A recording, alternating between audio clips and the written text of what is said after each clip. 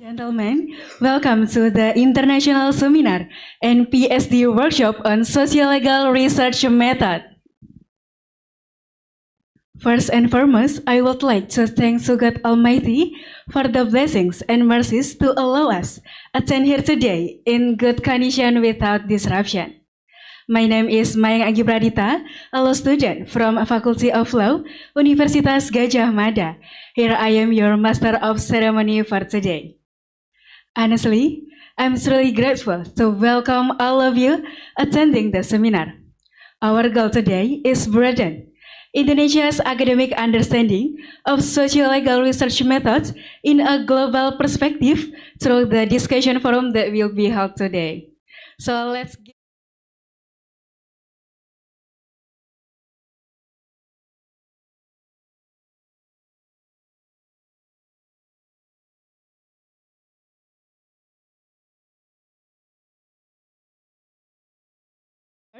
the Dean of Faculty of Law Universitas Gadjah Mada and all of academic and staff behind it. Your Honor, Mr. Dr. Yance Arizona SHMHMA, the head of Pandekha FH UGM. Your Honor, Ms. Almanika Cindy SHMA as representative of URP Unit Riset Publikasi Universitas Gadjah Mada. Our distinguished speakers from international institutions, Professor Dr. Melissa Crouch from the University of New South Wales, and Professor Dr. Yuzuru Shimada from Nagoya University. Good morning, Professor Yuzuru and Professor Melissa. And our moderator today, Ms. Anissa Octavia Perwitasari, and postgraduate student of law, Universitas Gadjah Mada. Also, our honorable participants are all of you, academics from different regions and institutional. This international seminar and PhD workshop on socio-legal research method is a collaborative effort initiated by Pandekha in collaboration with ASSLESI, or we know with Asosiasi Peneliti dan Pengajar Studi Socio-Legal Indonesia, and URP Unit Riset Publikasi Universitas Gadjah Mada. It's a commitment to expand the discourse of leading socio-legal methodology at the international level. So, let's give a big round of applause, ladies and gentlemen. To begin our event, we are deeply honored to invite the head of Pandekha FH UGM, who also represents ASSLESI, Mr. Dr. Yance Arizona, to deliver his welcome at the podium. Please give a big round of applause, ladies and gentlemen.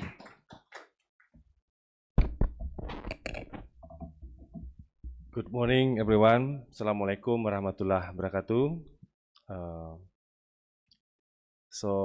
Dear colleagues, esteemed scholars, and also distinguished speakers today, and welcome to the international seminar on socio-legal research method. Today we organize jointly together between Pandekha, one of the research center at the Faculty of Law, focusing on expanding discourse and research on constitution, democracy, and also human rights, jointly together with ASSLESI, the Indonesian Socio-Legal Association, the Indonesian Socio-Legal Studies Association, and also with URP, Unit Riset dan Publikasi, Research and Publication Unit under the Faculty of Law. Here, Mbak Almanika already also here.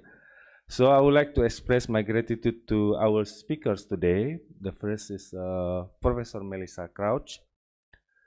She is the professor at UNSW, University of New South Wales, Australia. So she has a lot of research in Indonesia. I think that I remember that now I'm doing a research on called like systematic analysis of trying to find who are the constitutional scholars that most cited when study about Indonesian constitutions. So the best 5, including Professor Melissa Crouch. Give applause for her. Yeah, now she has a lot of study in Indonesia and also Myanmar, study on legal ethnography, sociology of law, authoritarianisms, and law in the post-colonial context. Her recent book,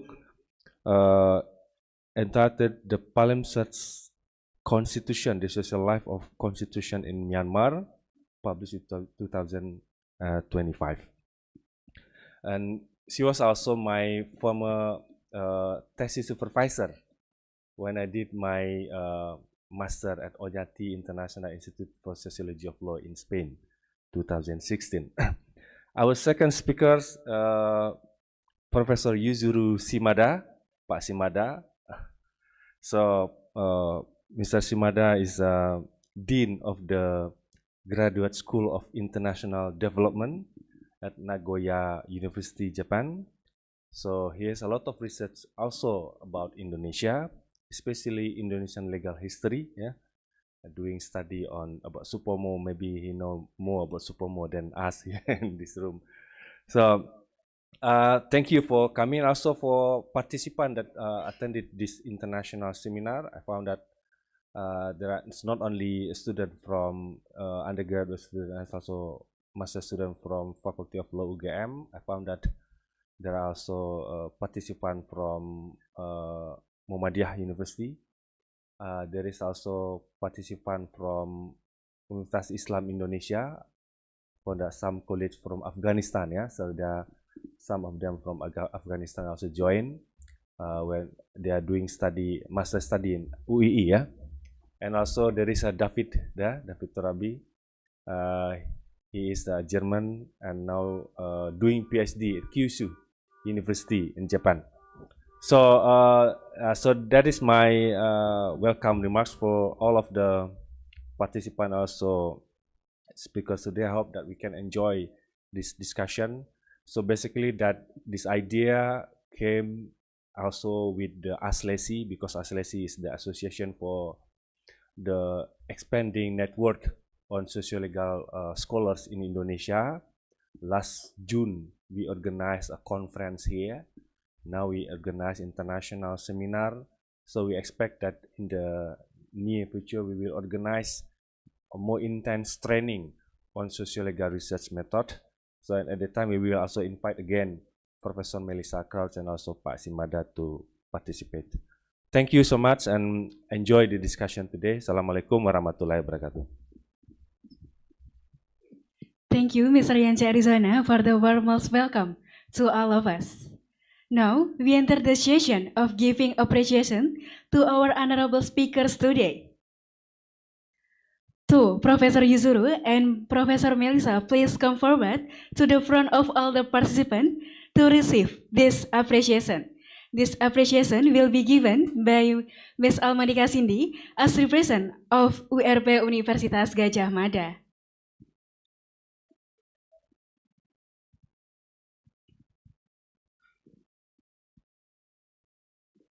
This appreciation isn't just gratitude from us, but an action to truly cherish your willingness to dedicate your valuable time to us today.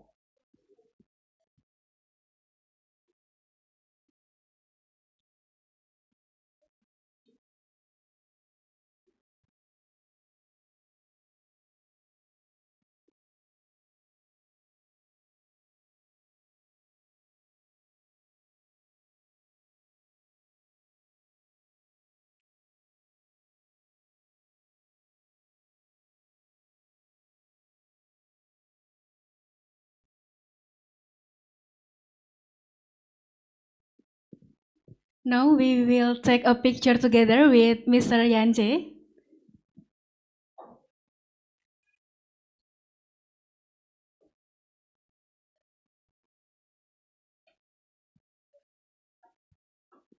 Next, kindly ask to Mr. Yance, Professor Yuzuru, Professor Melissa, and Ms. Almanika to move at the front of banner because we will take a picture together with the participant. So all of you can move in center.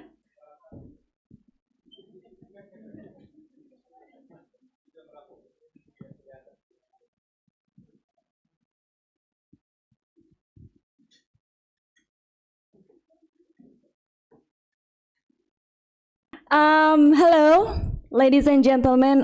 My name's Anissa, but you can call me with Ope. And I am accidentally sitting in the middle of this two professors. Kind of bit of pressure, I guess. But thank you everyone for coming to this conference, and I assume that you are all in here make some conscious decision, either because you are genuinely love it social legal research, or because you believe this seminar might help secure your academic future. Hopefully both, yeah. And I will be your moderator for this session. Actually, for today we will have two activities: this international seminar, and followed later by a PhD workshop. So if you look a bit too serious this morning, don't worry, you are definitely in the right place. And yeah, today we will be talking about social legal research methods. And as Mayang mentioned before, this approach is important because it reminds us that law does not exist in statutes and court decision, but also in society, in practices, institution, and everyday realities. Now, it is the time. It's my great pleasure to introduce our speakers for today. Our first speaker is Professor Melissa Crouch from the Faculty of Law and Justice, University of New South Wales, Sydney. And she obtained her undergraduate and doctoral degrees in law from the University of Melbourne and Melbourne Law School. And Professor Crouch broad research interests include law and society, comparative constitutional law and religion, with a particular focus on Indonesia and Myanmar. Her key research areas include constitutionalism in the global south, constitution making, and the role of constitution in authoritarian regime. And she also leads the Asia Law and Policy Forum, co-directs of project on constitutionalism in the global south, and served as associate dean research at UNSW from 2019 to 2020, and she is a former president of the Asian Studies Association of Australia, the peak academic body for Asian studies in Australia. Welcome to Yogyakarta, Prof.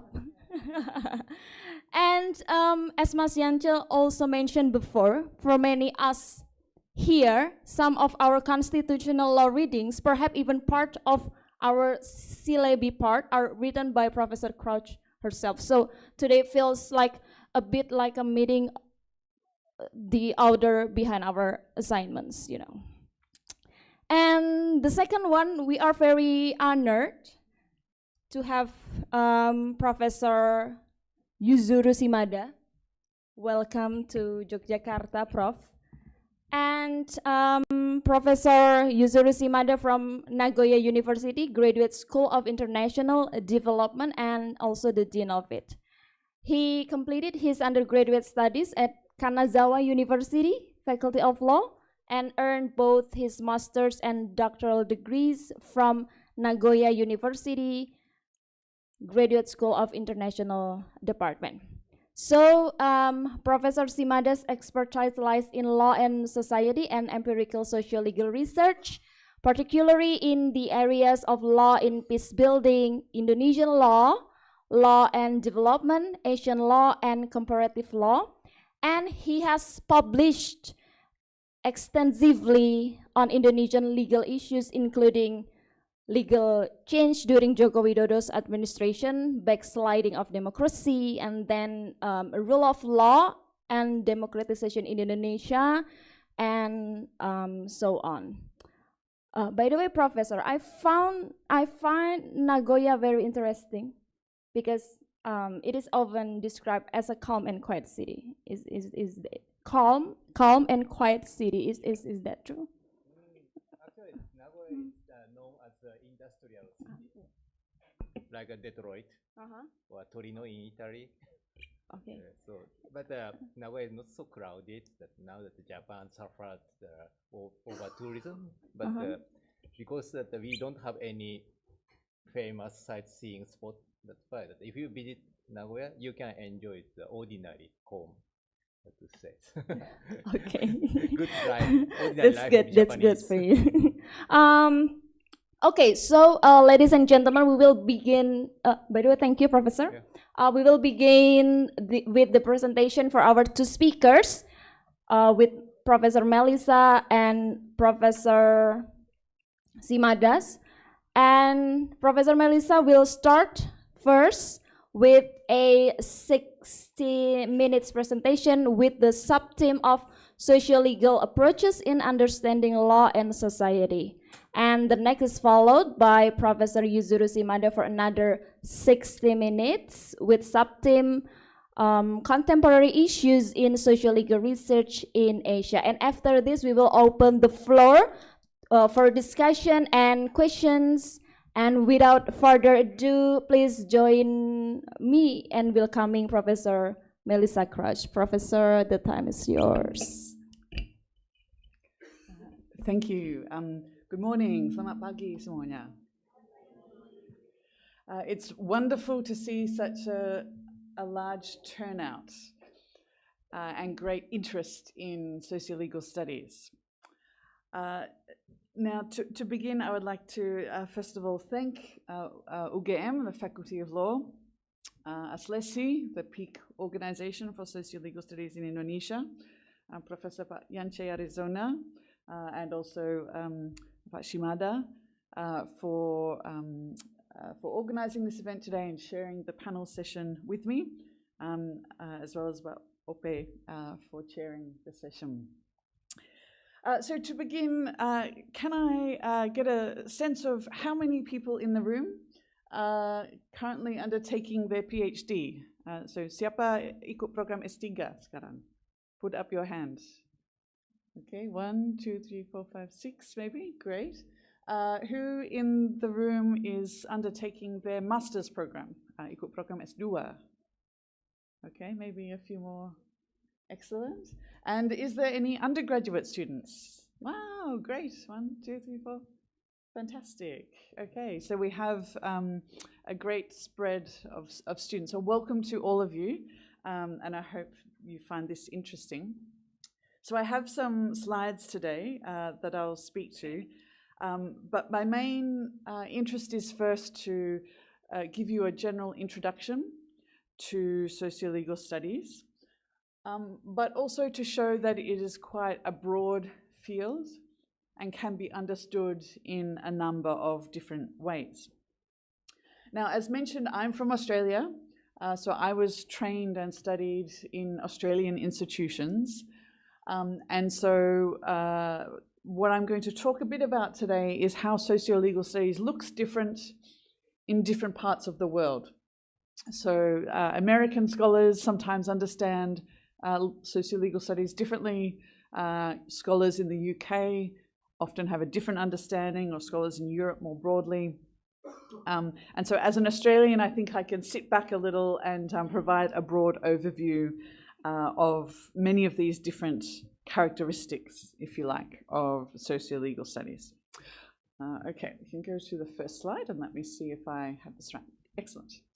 Okay, so we've done some introductions. So today, the first question I'm going to address, and this is mostly for PhD students here, but also for students who may want to follow a PhD, is the question, is my project socio-legal?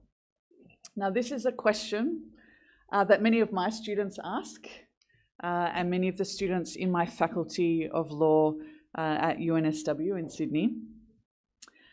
And I think it's a question that is about students trying to understand where their project fits and what is the best literature for them to engage with.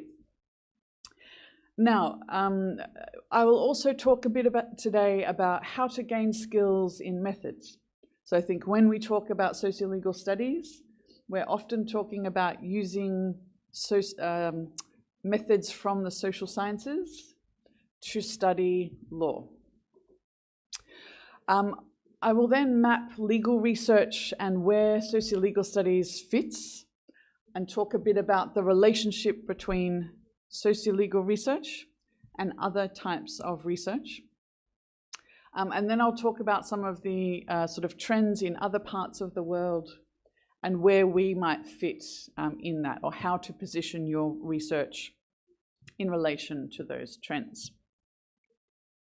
Now you're welcome as we go along to also ask questions, so please feel free to put up your hand, or we can have questions at the end. Okay, so is my project a law and society project or socio-legal project? Has anyone ever thought of this question before? No? Well, I think the answer in many ways depends on your audience. So as a PhD student or a master's student writing a thesis, you are writing for a particular audience. And so in part, it does depend on what your audience expects in terms of the standards for your research. In particular, it depends on what your methods are. Are you doing interviews or field work? Are you doing ethnography or more doctrinal or archival analysis? Because often the way in which we talk about socio-legal studies is connected to particular kinds of methods. In addition, it may depend on where you are planning to publish your research. So if you are doing a PhD thesis, in many ways you are writing for your 2 or 3 examiners. And so it depends very much on what their expectations might be. Further, it might depend on what kinds of future projects you want to do, or grant applications, and the kind of expectations there are around how you frame that project. But I think what's most important is once you have identified the field of research you are working in, is to be able to meet the expectations of that particular field. So for example, if the expectation is that you've done rigorous field work, then you should be able to show and explain in your research how you have done that. Okay, so how to gain skills in methods. For many of my PhD students, what they start off doing is reading textbooks about how to do methods. And I think that is one very good way to begin. So what I mean by that is there are textbooks on how to do interviews, how to do fieldwork, how to do ethnography, and they take you through step by step. But in addition, I think it's really helpful to read books that have used these methods for their research.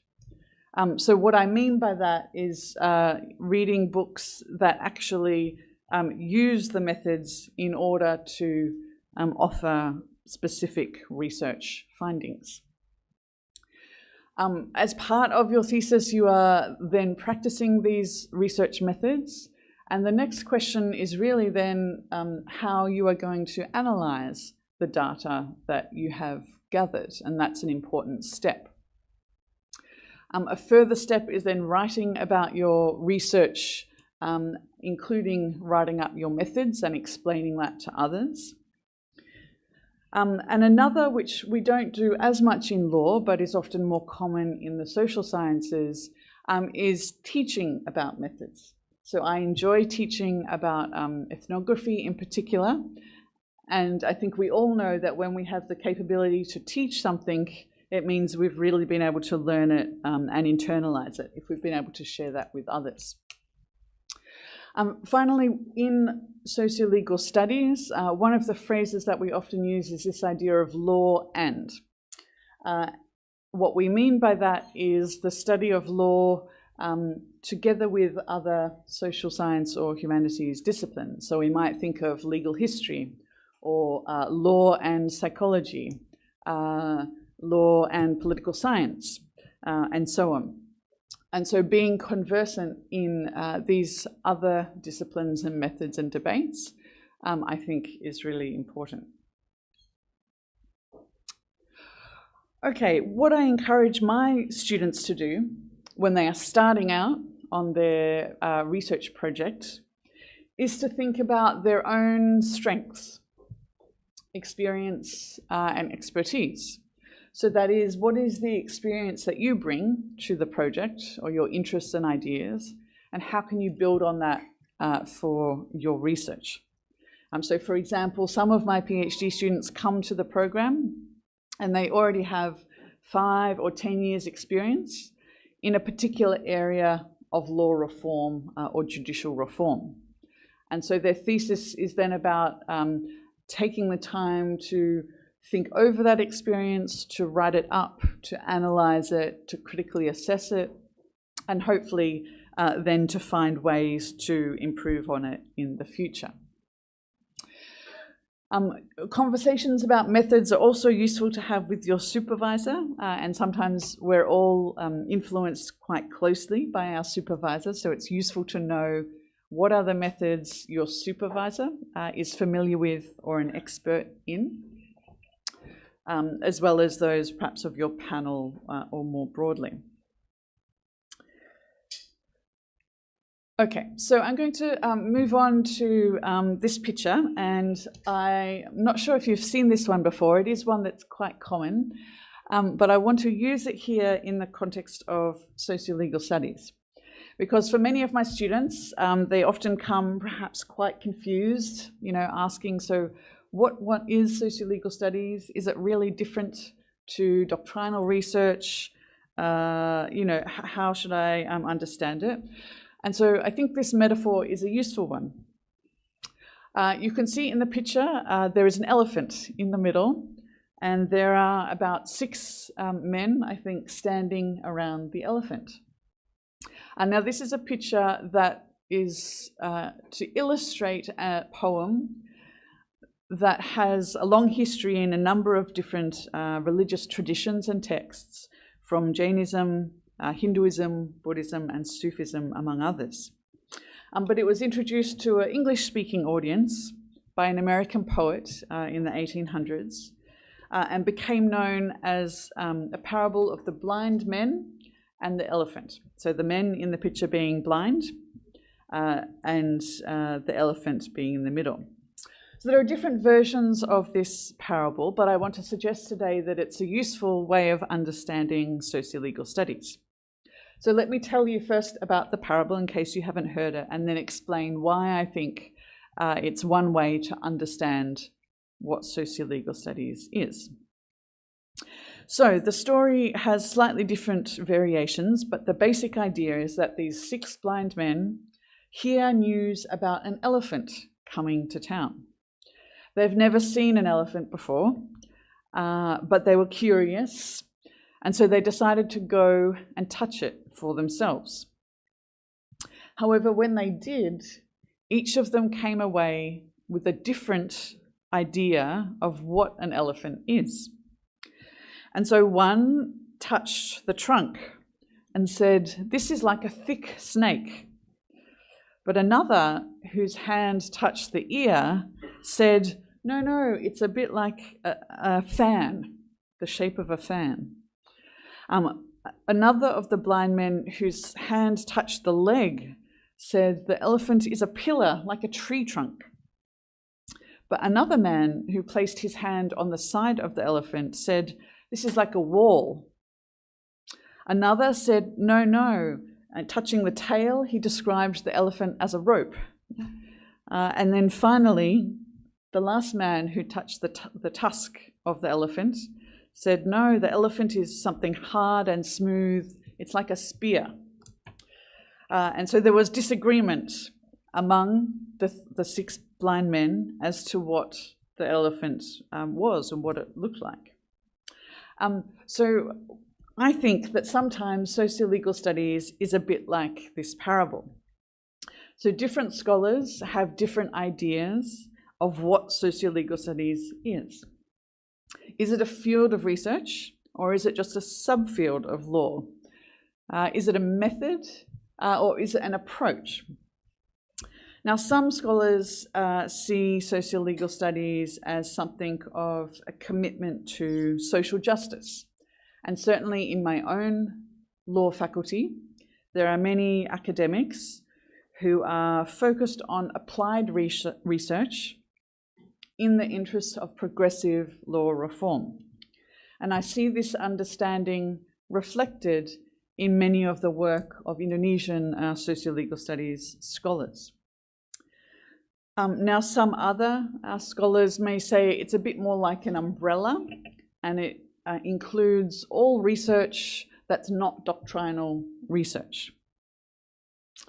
Some other scholars think that actually we no longer do doctrinal research in the way it was traditionally done, and that we're much more inclined now to include the context of law, the social place of law in our research. And so some people would say, well, we're all social-legal studies scholars now if we include reflection on the context in our research. Some other scholars focus on law and, this phrase that I mentioned before. So that is the idea that legal scholars should also be trained in other disciplines or methods, whether that's anthropology, sociology, and so on. And then finally, some scholars see socio-legal studies as research that rejects what we call the separation thesis. So if traditional research, traditional legal research, that is, separates law from society, the difference with socio-legal studies is that it recognizes that law is part of society, that law influences society and society influences law. Now, I think I have some of this. Just for curiosity, there are a range of ways of depicting this parable of the blind man and the elephant in different traditions. This one is from Thailand. This one is from East Asia, and also another one that's depicting it from a Sikh perspective. But here is the list of some of the ways I think that socio-legal studies is understood. And so my suggestion today is socio-legal studies is not necessarily one thing.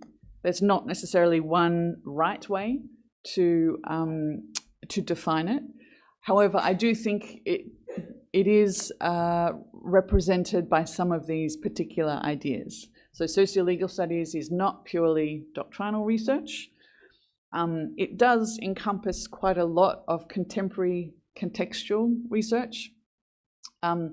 It certainly includes a strong emphasis on interdisciplinarity.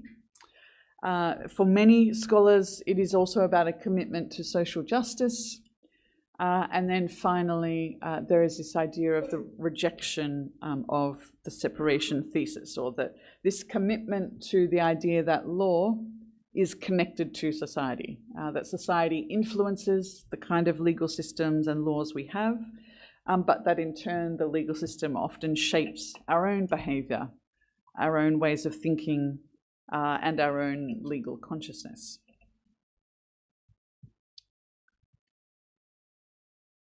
Okay, so we're going to pause here for a bit on another diagram, and I hope that you can see it, but I'll also read it out for you in case you can't. So I really like this diagram. So on one hand, I've started today focusing on what socio-legal studies is, or the different ways it's understood. But I think we then need to go a step further to distinguish it, if you like, from other kinds of legal research, which are also important, as well as identify the relationship between socio-legal studies and other kinds of research. And this diagram for me helps to map the different types of legal research that you might do, and whether or not your research is socio-legal. Now, this was a diagram put together by Professor Harry Arthurs, a Canadian legal scholar, in the 1980s when he was asked to think about the ways that law was connected to social science research.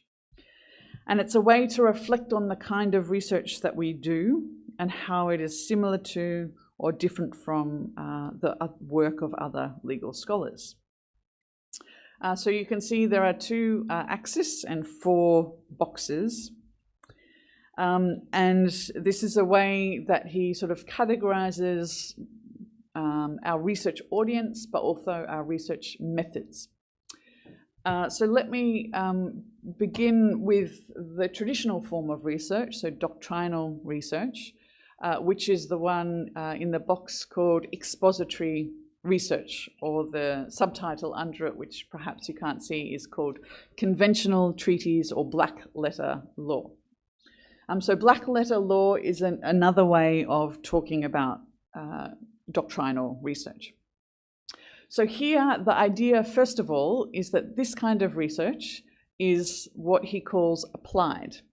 What he means by that is it has a professional constituency or professional audience. So people who are writing doctrinal studies are writing for the legal profession, really.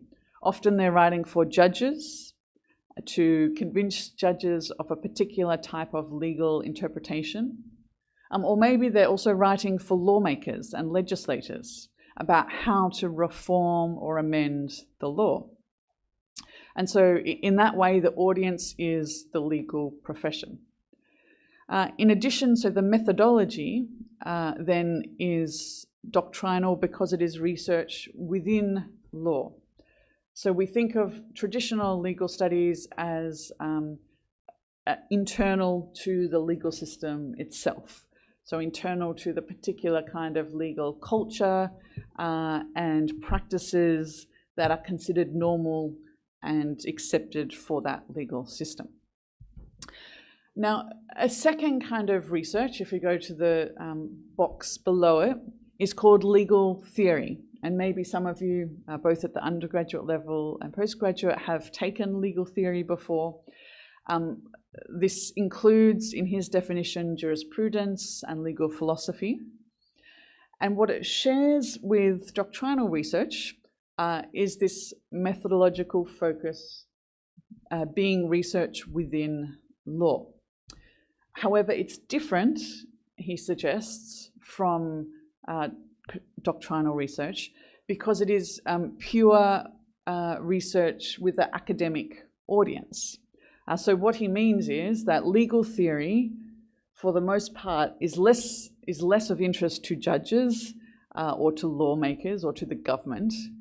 And legal theory is something that is much more a discussion among legal scholars themselves, right? So the audience for legal theory research is other legal scholars, and perhaps including, political theorists and so on. Now, this type of research has some similarities with the next one, although again, there are differences. So if we go to the next quadrant, which is fundamental research.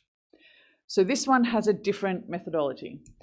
This is really the law and quadrant.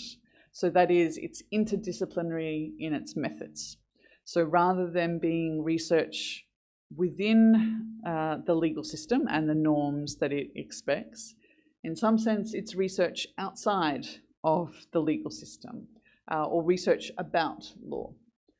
So this kind of research takes law as its subject, or as an object, if you like, for inquiry. So fundamental research can include a wide range of areas. Sociology of law is one that's particularly relevant to socio-legal studies, but we could add any of the other disciplines here, law and anthropology, law and politics, and so on. Again, what it shares, though, with legal theory research is this idea that the audience is primarily academics. Okay, so, but here it might include not only law academics, but perhaps also social scientists or humanities studies scholars. Now, the final area of research at the top is law reform research. So this is similar to the fundamental research in that it is interdisciplinary. So it uses interviews, it uses archival work, and a range of different methods and approaches and theories. However, the slight difference is that it is external facing, or the audience for law reform research is very much practitioners or judges or lawyers or the government, and so on. So it is socio-legal research that is applied. Often it's looking at a particular legal problem in society and trying to think about how we can reform and change it. But it's doing it using the methods of the social sciences rather than purely a doctrinal method. So I think this is quite an interesting and useful way to think about law and society in terms of how it's similar to or different from legal research. So I think what we can basically say is that it's the one side of the quadrant, so the one that is both law reform and fundamental research, that we identify as socio-legal studies. And so it's quite a broad and diverse area in that regard. Are there any questions so far? Okay, I'll keep going. How long do I have? Okay, all right, plenty of time. I won't take that long. Yes, let's go with the question. Please, say your name to introduce yourself, if possible, and then your question.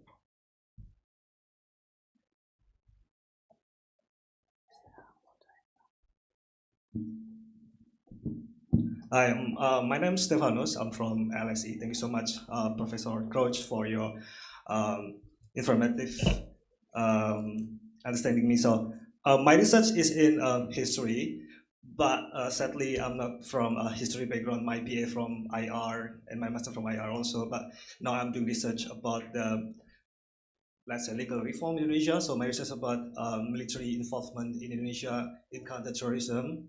And the legal terms from 2000 and 2018. So from your materials, I found that it could be my my scope is on law reform or fundamental reform. So I'm not sure because I know nothing about law. I'm not from law background. I'm from social science. And my question is about how we analyzing data, because I'm using the methodology of oral interview and also from archives, because I'm studying history right now. So whether we ask the author or the we ask the researchers when we interpreting the data. So is it from, for example, from the minutes in the parliament? What the main issues we discuss about what the issue, or we look at from me myself as, for example, as a historian interpreting the issue. So that's my questions. I'm still confused about this one because in my campus I don't have any like modules or class that teach me about this. So I'm very helpful with this seminar. Thank you. Great, excellent. Thank you. It's a fantastic question, and I'm also looking forward to talking more about your research project, I think, later this afternoon.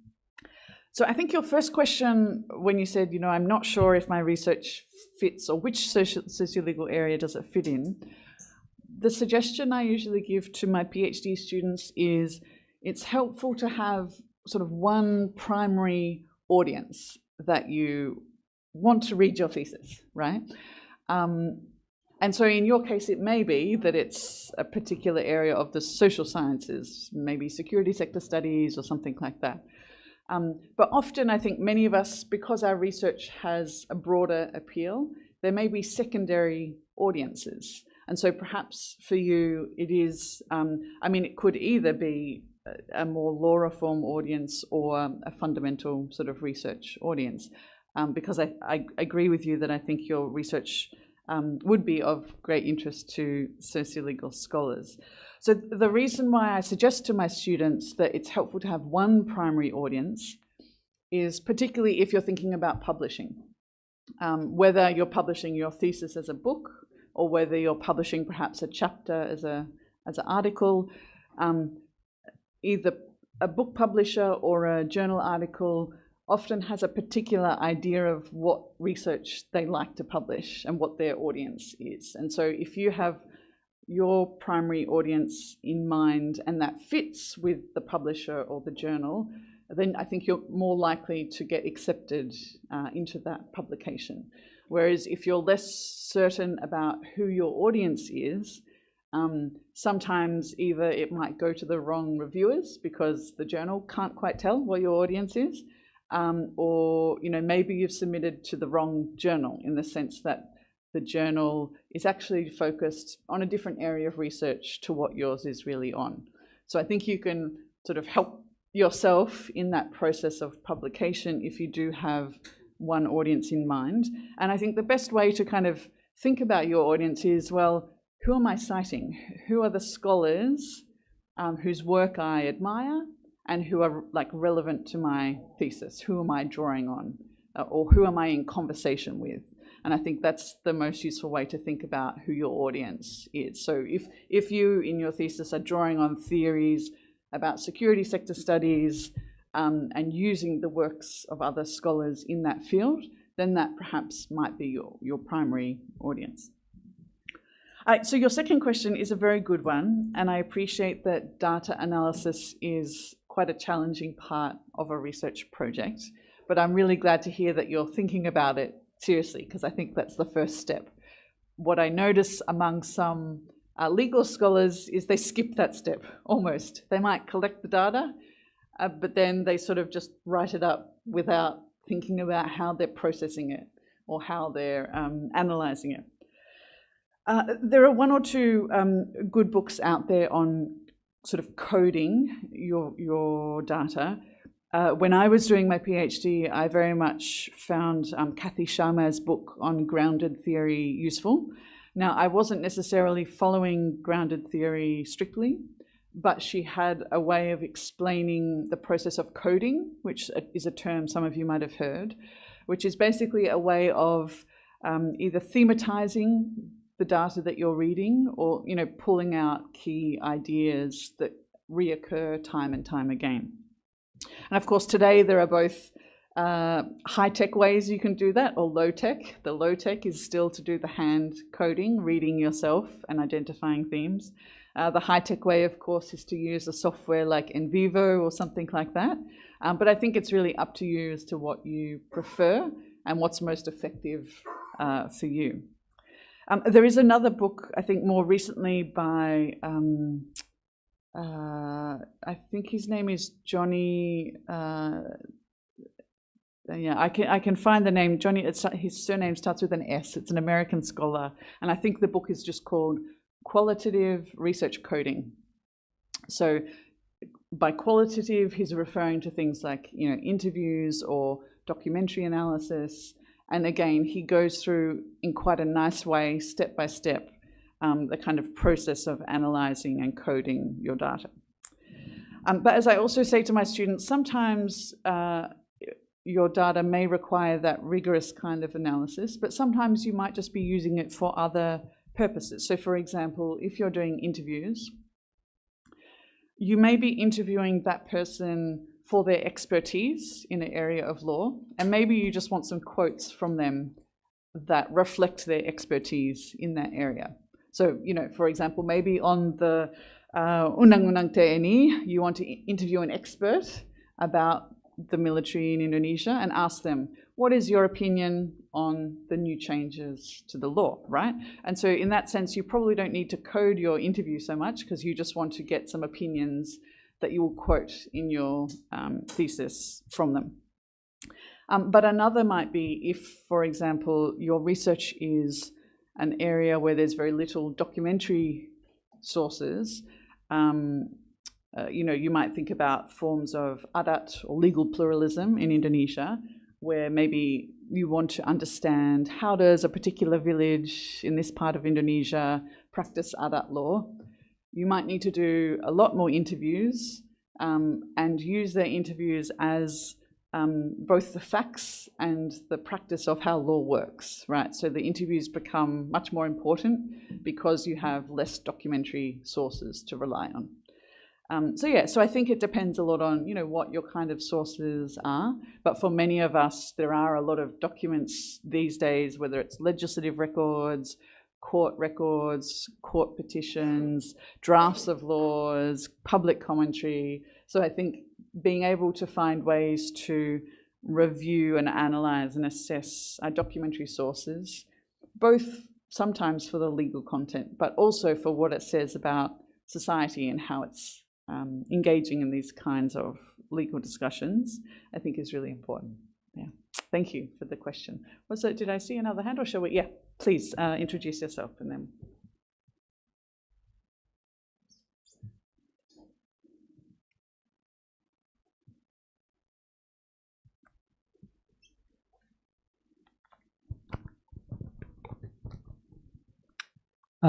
Thank you. My name is David Torabi. I'm from Kyushu University, and I'm currently doing my PhD in law. My question, well, some parts have been answered, and it's similar to the question that was previously asked, but at the same time quite different. So I am doing research on metaverse governance. And so basically, since the term is sometimes very interpreted. Ooh, I think the microphone is, shall we perhaps swap microphones? Yeah, sorry.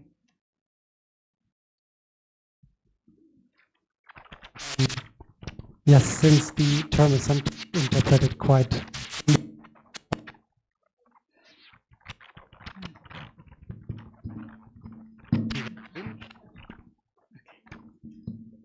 Okay, time's the charm. excellent, yes.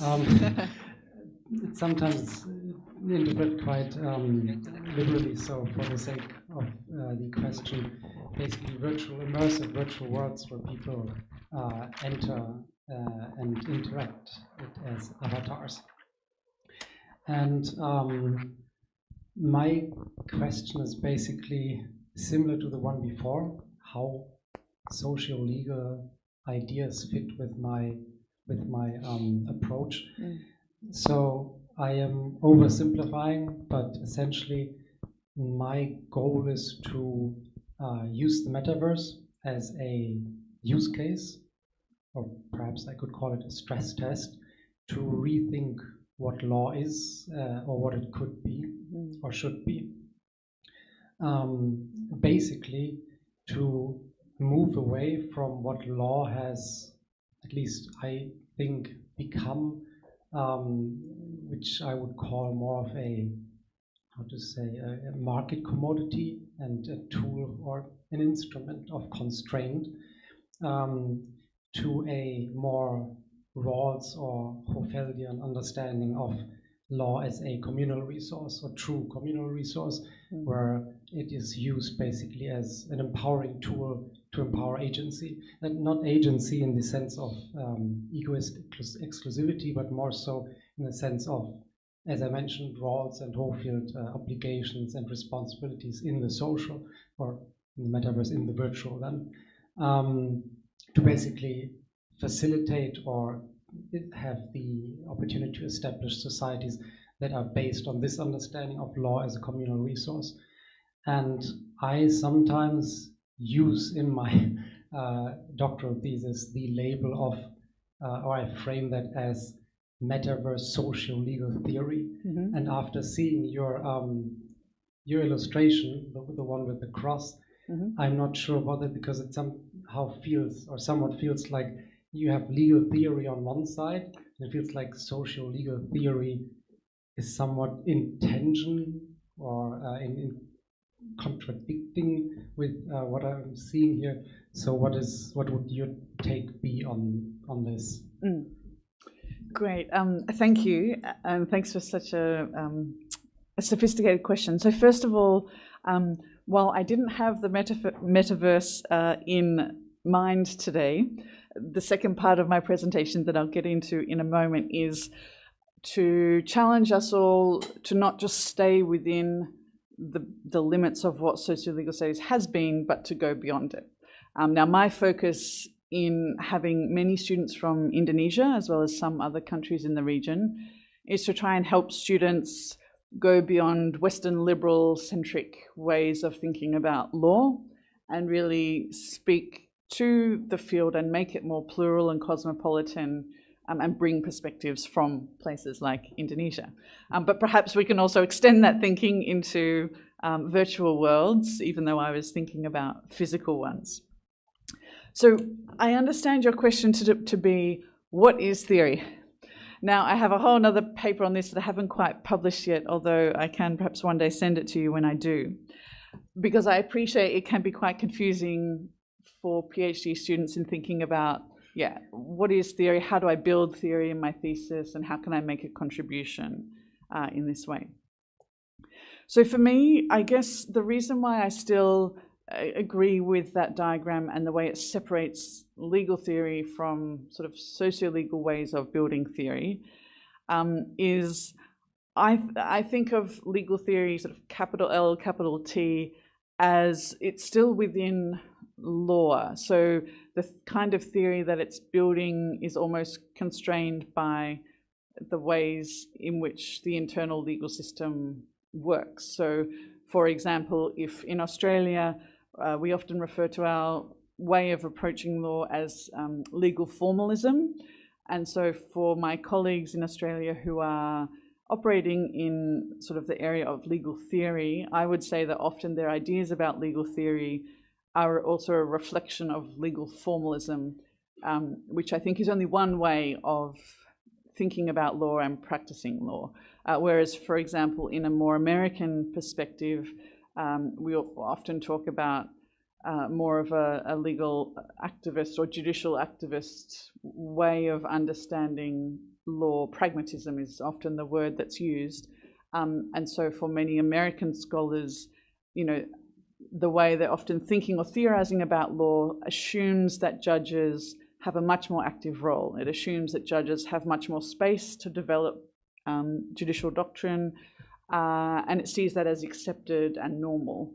So often when you get legal theorists, let's say from the US or the UK, which is more the legal formalism, debating each other, to me they're not really debating different legal theories, they're simply operating within the legal system and the norms that they know, if that makes sense. Now how is that different from socio-legal theory?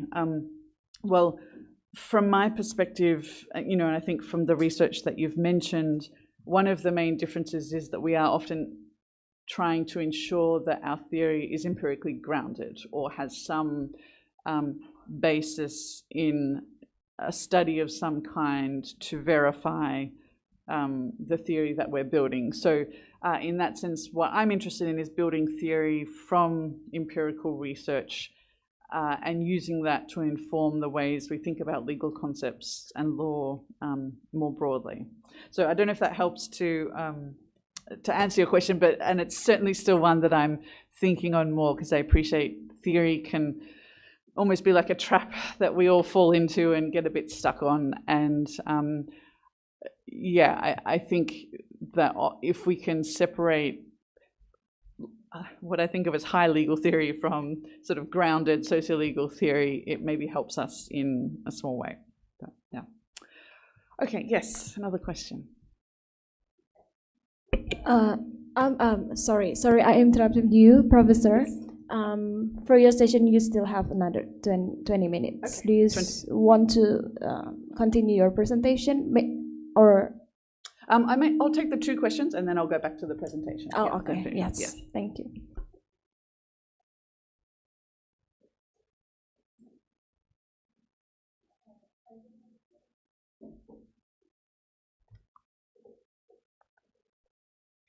Thank you, Professor, for your informative information. My name is Farishta Haidari, and you can call me Farishta from Afghanistan, master student from UII. And regarding doing surveys and interviews that you mentioned earlier, in the context of in doing these surveys and interviews in conflict zones like Afghanistan is pretty dangerous, as all we know. And my question is that maybe some months ago, I tried to conduct a research on on a critical analysis on the role of NGOs in developing human rights in Afghanistan.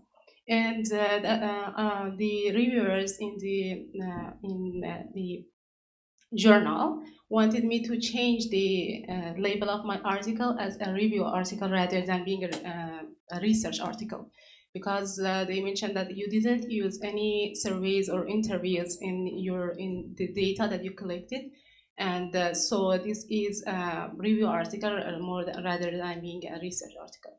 And now my question is that how I can do it, because I really did it as a research article and brought new data, not only reviewing other sources. And this is a problem for me now. Thank you. Thank you. I'll just respond directly and then we'll go to this one. So I'm sorry to hear you had that experience. Sometimes you have to be a little brave in responding to editors while also being respectful. It sounds like they may have misunderstood what you were doing, because to me, a review article is review of mostly academic sources, and usually, maybe 1 or 2 or 3 books, academic books. Whereas it sounds like you are reviewing, more documentary sources, which are really primary data. So it might just be the way of rethinking how you phrase your research. So for example, you might say, I've reviewed the websites of 20 NGOs and I have 100 reports and I've coded them. And then I think you would be fine, and they would recognize that it's actual original research and not a review essay. So yeah, sometimes it might also just be that the editors misunderstood. Maybe you have to try a different journal. Yeah. Last question, and then we'll go back to the presentation briefly.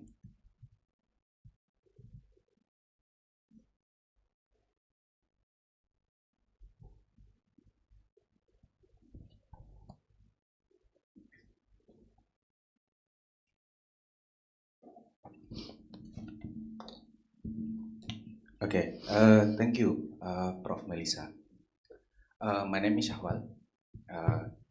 So this is a reflective question, I guess.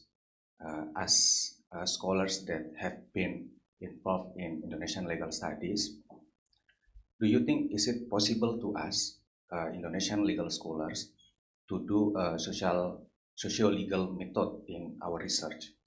Because our curriculum doesn't train us to do socio-legal research. For example, if we are using ethnography in law faculty, we are not trained how to do observation. We are not trained how to do deep interview. And for that reason, I see that we are not fit in this method. So my question first is it possible to us, Indonesian legal scholars, to do socio-legal method in our research? And if it's possible, how come? We analyze the data, how we create the method. Thank you. I think that's the reflexive question from me. Thank you. Thank you. That's a really important question. And I appreciate the challenges when you might be in an institution that doesn't necessarily support this kind of research. It's probably not possible as if you're an undergraduate, but I think hopefully for a master's or PhD in particular, there is enough time for you to try and explore. So, I mean, one of the ways I did this when I was a PhD student, although my faculty at the time was not particularly strong on socio-legal studies, and so I would follow and join some of the activities in the ethnography department. I would attend their seminars, and I would, discuss with their students as a way of trying to be connected and understand that area of research. In addition, I think it can be helpful if you have a panel, if you have the opportunity to have panel members from outside your faculty. So one of the practices in my university is, even if your 2 supervisors are within the faculty, we can appoint someone from outside the faculty who would read the work once a year. So for example, I have a student who is doing legal history. I'm not a particular expert on historical methods, and so we have one panel member from the history department who's able to provide some input and help support for the student. I think another way is thinking about the conferences that you choose to go to. You know, if you have the opportunity to go to conferences that are you know, in line with the methods and approach that you're interested in, that can be another way to get around some of the limitations of your own faculty. But yeah, I appreciate and acknowledge the differences. I think the other thing is just to keep in mind there are a growing number of free resources online. I think there's a German university, and I can find the website, that has a really good brief summaries of different kinds of law and society research. There's a blog, I think, at Oxford University that has, it's called Frontiers of Socio-Legal Studies, if I'm not sure. So there are quite a number of emerging free resources online that I think are also quite helpful when you're starting out and really trying to understand, you know, the fundamentals of a particular field. Yeah. Okay, so we might go back to the slides for the last sort of 5 or 10 minutes of this presentation, and then if we have any other time for questions, we can. So is it possible to please have the slides back up? Thank you. So I won't go much through this slide. This is just sort of simply to give you a suggestion of the many different kinds of qualitative research that we're talking about, and that I've been referring to as sort of part of this broader idea of socio-legal studies. So the question then becomes, if you do think you're part of this field of socio-legal studies, how do we define it? And in scholarship, sometimes we think about, you know, who are the leading scholars in the field, which are the particular institutions that you should connect with. And so ASSLESI, I think, is a key one here. And you have some of the leaders of Indonesian socio-legal studies in the room. What are the journals? I think one of the great things is that there is now an Indonesian journal. What is the correct title? Indonesian Socio-Legal Studies Journal? Yeah, which is in English, English and Indonesian. Yeah, it's keduanya. Yeah, I think. Yeah. So I think it's fantastic that we now have journals based here where you could potentially publish your research. And another way is thinking about what are the key books and so on in the field. So I'll just very briefly go through how some scholars might identify who then are some of the defining scholars and institutions in the field. And I'll start with the Global North, but I don't necessarily see that as the first or only way of thinking about it. So the first is to note that there are different terms that people use. In Indonesia, it's more common to use socio-legal studies, at least in the English version, although there are different Indonesian versions. In America, it's often referred to as law and society, and sometimes in the UK as law in context. In many ways, I see these as interchangeable, and so I think it's just useful to keep in mind there are different terms that are used.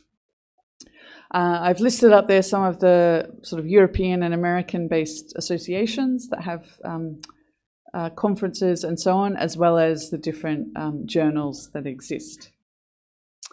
But I think, of course, in today's world, in the 21st century, we need to go much beyond the Global North, even though that's where some of the foundations of this idea of socio-legal studies lie. There are Japanese associations with great strengths in socio-legal studies, and if I'm not mistaken, the Japanese Association was founded in 1947, is that right? So it's a very long and well-established organization, which is incredibly impressive. Yeah. So there are newer organizations, and the conference we had yesterday is one example. ASSLESI is you know, an example of a newer one, but we could also look to India, Brazil, a range of other countries, India, where these movements are now taking place. So I think it's a really exciting time to be part of the field, but it also means it's now much more diverse than it used to be in the past. I think I'm going to skip over this just in the interest of time.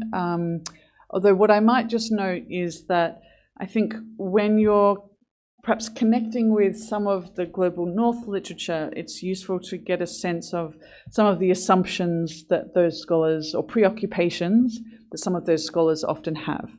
And in my view, it's not necessarily the case that these preoccupations are right or the most useful, but it's kind of useful to be able to identify them so you can position yourself in relation to them.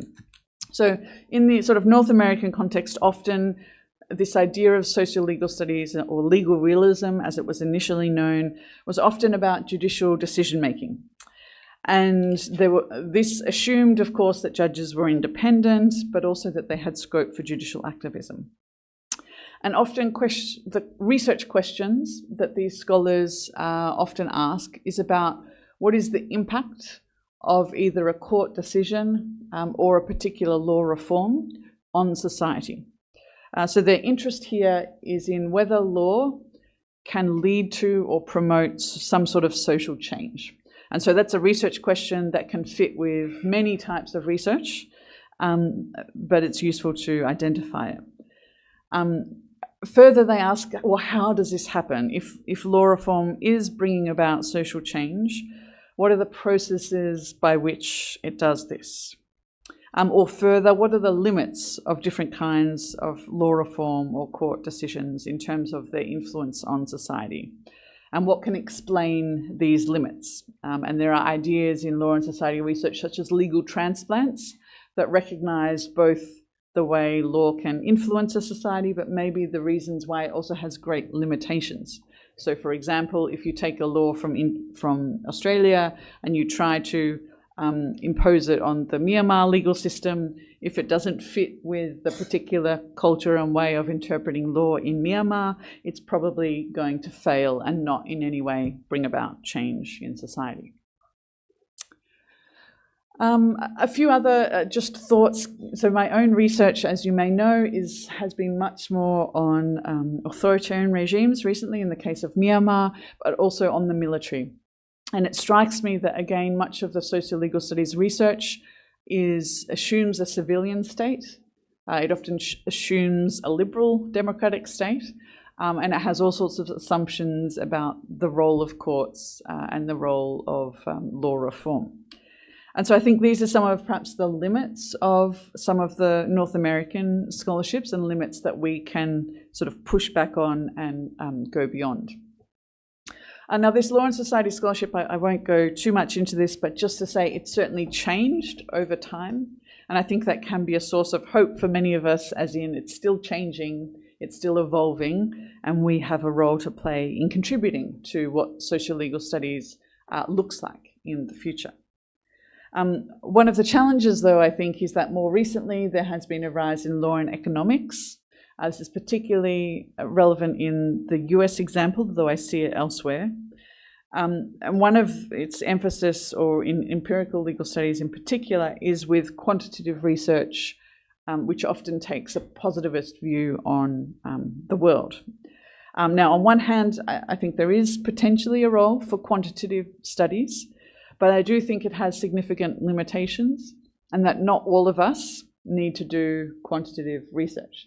So I think there's an important role for all of us to still be doing qualitative research, to be defending the importance of qualitative research, even though we live in a world of AI and ChatGPT and large data sets. So I think there are inherent limits sometimes with large data sets, and that we need to be constantly promoting the ways in which qualitative research is so important and fundamental.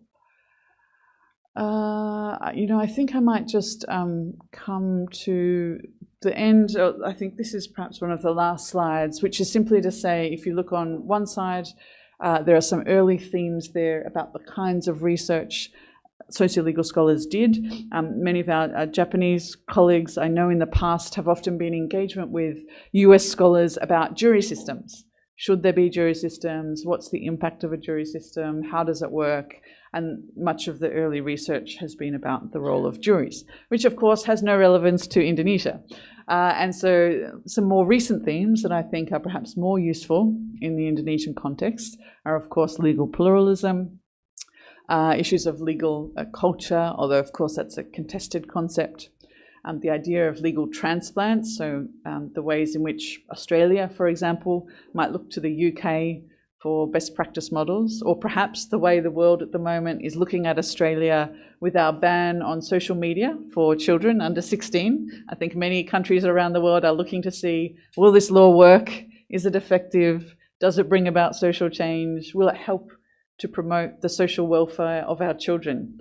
Let's see. Maybe Australia will be an example of an interesting law reform experiment in that regard. Look, I think I'll finish there. Thank you so much for your time, and I look forward to getting to know more of you today, hearing more about some of your projects, and having some more time for question and answers later on. Thank you. Yes, thank you very much, Professor, for your insightful presentation. And we move directly to the next session with Professor Yuzuru Shimada.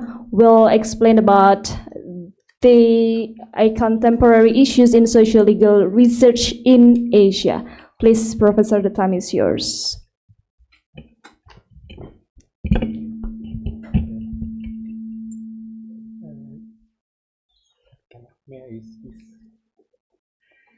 Okay. So while waiting for my slide, it's ready. Good morning, everyone. My name is.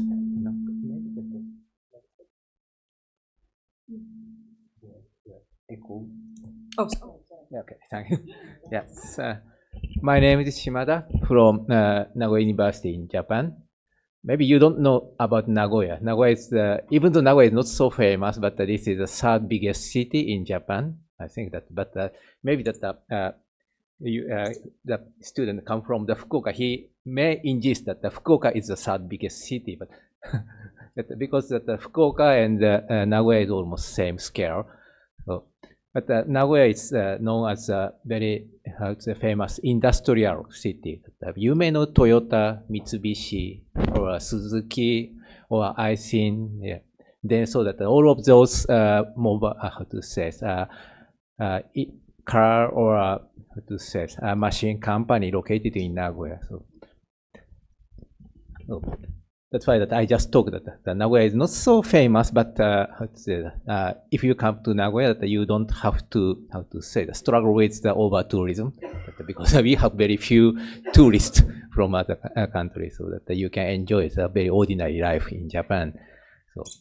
Okay, so and in Nagoya University, I'm teaching at the Graduate School of International Development. Even though I graduate from the Law School of the Kanazawa University, Kanazawa is a very beautiful small city like Yogyakarta or Surakarta or like that. So, and my campus located in the castle, within the castle. so this is very nice. But and when I continue my study in the graduate program, that I moved to Nagoya University because previously I studied international public international law, very doctrinal field, law field. But when I study about the international human rights law, that I'm not satisfied with such a doctrinal approach of the public international law. So that's why that I complained to my teacher that I'm fed up with doctrinal approach in international law. I'd like to focus on the more, human rights in context, non-Western context. So that my teacher was very kind person that he recommended me to choose the Graduate School of International Development, where that I can study any development issue, not only law and development, but of course that development economy or education, history or sociology, etc. So that there I can learn a lot about the development as a very comprehensive and complex phenomena in the global south. So, but still that I choose my topic and more focusing the legal issue, especially in Indonesia. Then now, very fortunately, very luckily that I can get the academic post in my university. So I'm now teaching the law and development and law and society in Asia. So today, I'd like to maybe you may interested about our curriculum, but today let me explain about some of my ongoing research project, because my topic for me is contemporary issues in socio-legal research in Asia. I'm not ready to explain how to say such a contemporary issue in whole Asia, but just I pick up the my topic in especially for Indonesia. So, and Melissa already explained very comprehensively what is the socio-legal study. It's extremely difficult and difficult question, and I don't have any to say answer for that. So maybe that, as she said, that how to say every socio-legal scholar has to explain the different, give the different explanation what is socio-legal. But maybe as a tentative working definition, I'd like to say that the socio-legal approach is, how to say, use unconventional or non-traditional materials to, how to say, to shed a light on the very traditional legal issues such as human rights, contract, ownership, etc. So, and so first that maybe this is how to say the reflection for me, and if I give the how to say the, academic instruction to my students, and many my students how to say they want to combine the legal topic and how to say sociological or non-legal approach. So first I have to ask them that this way that to start their research. First, maybe that you have some interest, research interest, so that maybe that you are interested about metaverse or the history or the status of the women in Afghanistan, etc. So this is maybe you are interested. I'm interested in blah, blah, blah, such as so in my case that I'm interested in Indonesian judiciary. I'm interested in authoritarianism in Indonesia. This is my topic of my dissertation. So maybe that maybe this how to say initial interest you may get this initial interest from the how to say internet information, media news, or the books or articles that happen you come across. So maybe once you have this topic as how to say maybe by inspiration, so you should start read the relevant books or articles or web information as much as possible. So then say that you may have the more how to say deeper knowledge about this topic. Then second step that you should make form the research question. And I always recommend my students that the research question should be a form such as why is it blah blah blah, or what is blah blah blah, or whether yes or no, like that. So for example, why does Indonesian judiciary fail to establish strong independence from other branches of the government? This is my presentation yesterday. So as you know that the Indonesian judiciary, many people say that the Indonesian judges corrupted. So and what to say, rather than bring your case to the court, maybe you have to pay something for your counterpart. So and also to say always that the Indonesian judiciary controlled by the executive branch. So maybe that what is the reason why that the Indonesian judiciary remain those positions, even though that the Indonesia already experienced the reformacy. So, and for example, why had the Suharto regime made a lot of regulations restricting the freedom of expression, while implementation of these regulations was very costly. So maybe that for the government, that allowing the freedom of expression is much, how to say, cheaper rather than, how to say, restricting the freedom of expression by mobilizing the police or intelligence or military. But still that the Indonesian Suharto regime produced a lot of the regulation that which restricts the freedom of expression. So maybe that we can, how to say, discuss it from this point by the cost benefit analysis, or maybe in specific context that say Suharto regime invent the less costly, approach to applying the those restrictive regulations. Maybe by forming your why research question. So then maybe this research question, set the direction of your research. So what answer you have, answer you have to make in your research. So, and many students that very often they have to form the question how, for example, how Afghan women's organization have to communicate with international organization, etc. This is a topic of my female Afghan student as well. But maybe how is the approach, not the question. So maybe I ask that if you know how they do some things, then what answer you can make.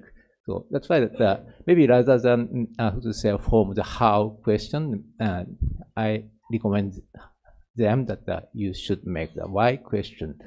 So, but this your research question is very specific. Just to answer your research topics, but your reader or your audience not necessarily interested about your very specific question. So maybe your audience or your potential reader of your publication may ask, so what? So if I read your journals, what is good for me? So maybe for this point you may you should give the further answer maybe this is a research significance. So if you read my article says this article can contribute to your more general knowledge. For example, if I study answer to the reason of the weakness of the judiciary, Indonesian judiciary, maybe this research will be a case study on the position of the judiciary in post-colonial countries. So it's a more general question. And or this research will provide a new perspective on the rule by law in authoritarian countries. So maybe, and this third stage is, for me, it's very important if you write the dissertation, especially rather longer academic papers, because in your dissertation or your publication to the academic journals are expected to contribute academia. So that many students say what I ask what is your significance of your research? They say that I cannot find no research about the land ownership in Yogyakarta, or for example, I never find the literatures on the, for example, very specific, so the banning of the Indonesian journals, weekly journal, magazines, etc. But of course, you may not find same research with your research question, because your research question is very specific and narrow. So, but that's why maybe in order to position, locate your research in broader context. So maybe you should make clear what is your research significance within the more broader academic context.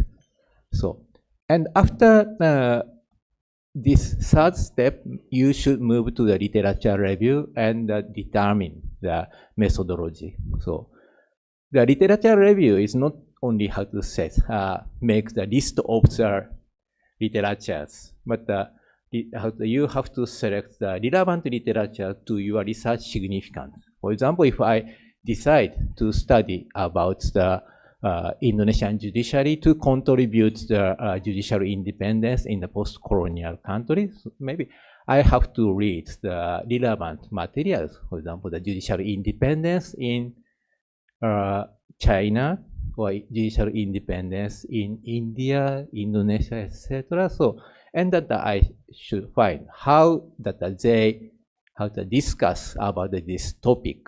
So maybe that some say that how to say the reason of the judicial weakness is due to the how to say oppressive regime or education, judicial education, or you know that how to say that maybe the militarization of the or politicization of the politics. So by this way that we can find the how to say significance of the Indonesian judicial research. So, and then after that we have to decide what methodology I should employ. So of course that you can use a very traditional legal approach. For example, make the interpreting the relevant regulations in case of the Indonesia law on the how to say, basic law on judiciary, undang-undang pokok kehakiman, or etc., or interpreting the constitution, etc. But in sometimes that especially in Indonesia that law is not significant because the government produces many law every year, but effectiveness is very minimum. So, and I always talk with my friend that my research is not about the law, what law define, how to say regulate, but my question is why people don't obey to law, while that the Indonesian society can maintain its order. So that's why maybe from this context, maybe that it's quite possible to apply non-traditional method other than say the doctrinal approach. So this is so that's why that maybe that the socio-legal approach is not the better, necessarily better approach than doctrinal approach, or not the sole approach to address the Indonesian legal issues, but just one of the choice. So, but you should select which method is most feasible or most effective to answer your question. Okay, so and I just explained about the Japanese case that Melissa already said that the Japanese Association of Law and Legal Sociology or Law and Sociology, sociology established in 1947. Maybe it is the oldest association who engaged, committed to the socio-legal study.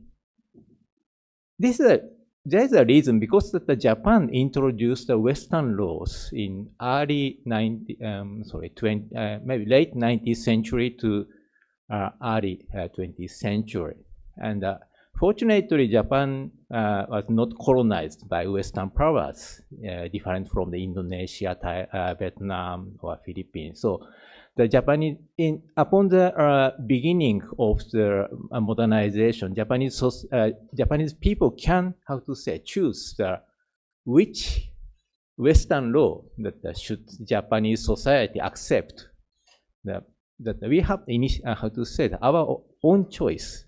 For Indonesia, for example, that the Indonesian people didn't have any choice other than Dutch law. That same thing that can be applied to Vietnamese people or the Philippine people. So, but in Japan, that we always consider that which Western law is most, how to say, it's fit to Japanese society. So Japanese condition. So, but this way, that how to say that when we making how to introducing the Western law, that we always consider that Japanese social condition, and until now, and of course that once we introduce the Western law, but still that there is a gap between the Japanese society and this imported transplanted law. So that's why that we even in the very most conservative doctrinal, how to say, the legal subject. Our common method is, how to say, is a case study. So the teacher always gives us that. This is a very specific case. How you can apply this regulation so that that's why that maybe that the socio-legal approach, law and social society approach in Japan is an integral part of the doctrinal conventional legal study. So that's why, so that the many, how to say, legal scholars who focus in the doctrinal research method, also they, how to say, have the membership to the Association of Law and Society. So this is a very unique situation in Japan. Okay, I talked too much about myself. I'd like to move to my main topic of this presentation. So I took the several different approach to address the Indonesian legal issues. So today I'd like to explain about the first, the historical approach, and second one is econometrics approach, and last one is content analysis approach.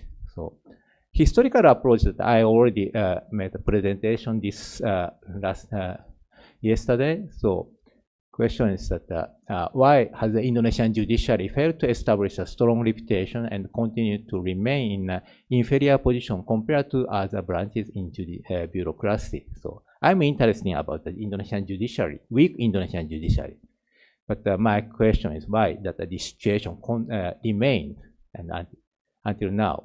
So, and in order to answer this question, I decided to use the historical approach, use the historical archives, because I had a chance to stay in Leiden University for 1 year during my sabbatical leave.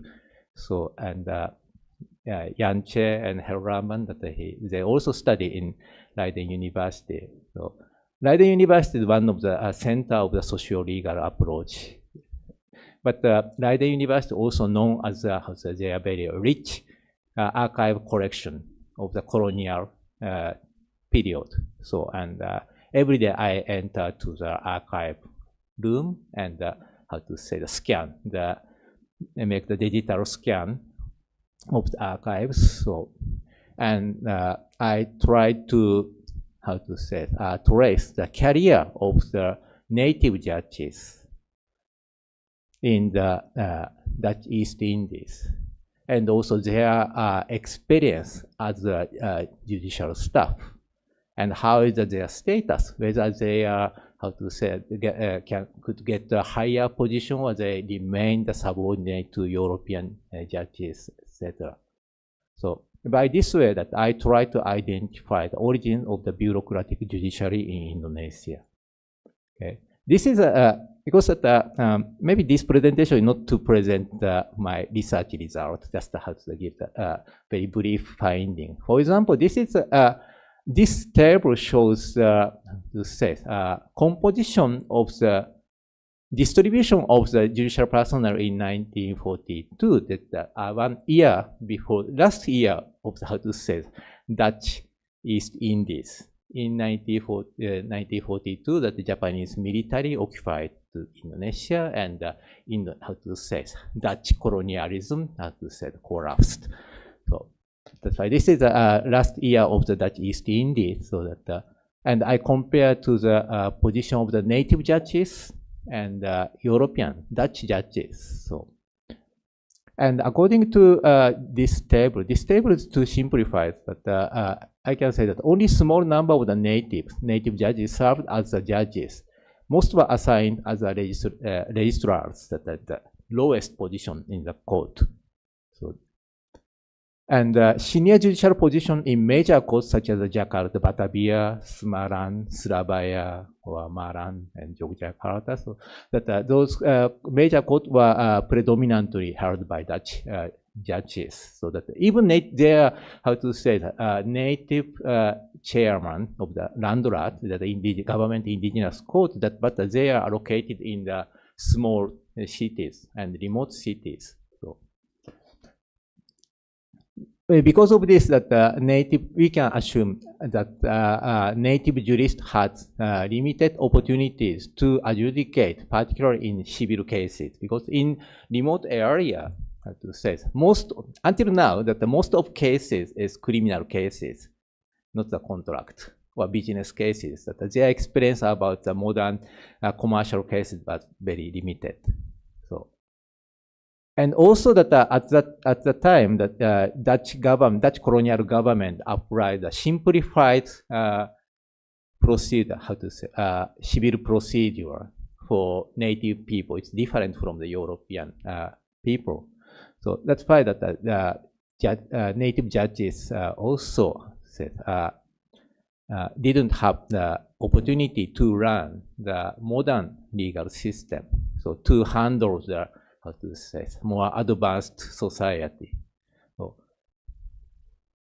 this is a problem. So, and I identified these findings by using such as the Lehering Almanac van Nederlands Indie. That fortunately this almanac, that annuals, published in digital form, so that's why that I can use more advanced methods such as the keyword searching. But I also refer to the Stadbladen van Nederlands Indie. So this is a Berita Negara, the Gadjah brand, the Colonia. So for this, that I scan, but I have to read one by one, and I have to find the position of the judges, etc. But I use such a historical archives to know the the judicial native judges' experience, and also that I compare to the current Indonesian system. So actually, that according to the Mahkamah Agung, Supreme Court's regulation, that Indonesia still keeps this very similar judicial administration system, that new judges allocated to the small remote courts, and then along with their promotion based on the seniority and their academic degree, so they move to the bigger, more central court. That's why that in rural area, small remote area, that those courts filled by the young, less experienced judges. So maybe that this may make the first impression of the ordinary people about the Indonesian judiciary. So this is one of the reasons that I argue that one of the reasons, of course, that one of the reasons of the weak, less low reputation of Indonesian judiciary. I wonder how. 5 minutes? 35 minutes. Okay. So this is my approach, how to use the historical archive documents, not the legal text. And the next approach is more unique, and the econometric approach. Because that my faculty is interdisciplinary faculty, that my colleagues, that there are many. I have many colleagues in the econometrics or public finance or input analysis of the economy, etc. And also the historian and expert of the education. So that's why that I have quite a big chance to make the interdisciplinary collaboration research. So, and this is one of the my project with my colleague. So, question is like that: why are the economic performance of local regions quite diverse? So after the decentralization policy in Indonesia since 1999, so that each region have the broader autonomy to set their local regulations. However, we found that the very large gap between the richer region and the poorer region, or region where successfully achieved the economic development while that they remain the very low economic performance. So I'd like to know some reason or relationship between the local regulation and the local economic performance.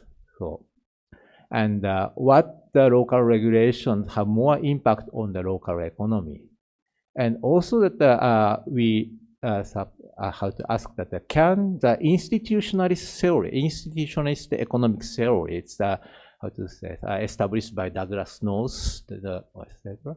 So explain the relationship between the local economy and local regulations. So Douglas North or Donald Coase, so there are many, how to say, economists who are, how to say, the position as institutional theorists say that, how to say, according to the market economic mechanism, that each economy should converge, so that in the long term, that the rich, the poor country can grow quickly compared to the already rich country. Their growth rate is slower than poor country. That's why in the long term, that each economy should be, how to say, converge. But in reality, that until now, rich country became richer and the poor country became poorer. So that how to say, the gap, economic gap between the rich and poor is even diverge, not converging. So, and in order to explain this, how to say, contradiction with the market economic theory and the reality, so that Douglas North said that how to say, economic performance determined by institution. And the institution, that according to Douglas North, institution is a formal institution and the informal institution. And the institution means that the human-made, man-made restriction on the people's behavior. So that man-made restriction, that typically law, regulation, but not only the law and regulation, but also the moral, religious norms, or how to say, code of the behavior, etc. So, and those to say man-made restriction that Douglas North called the institution, how to say, sets the rule of games. And each actor, economic actor, play within this game, rule of games, in order to maximize their gain. That's why that their expected gain determined by the rule of games.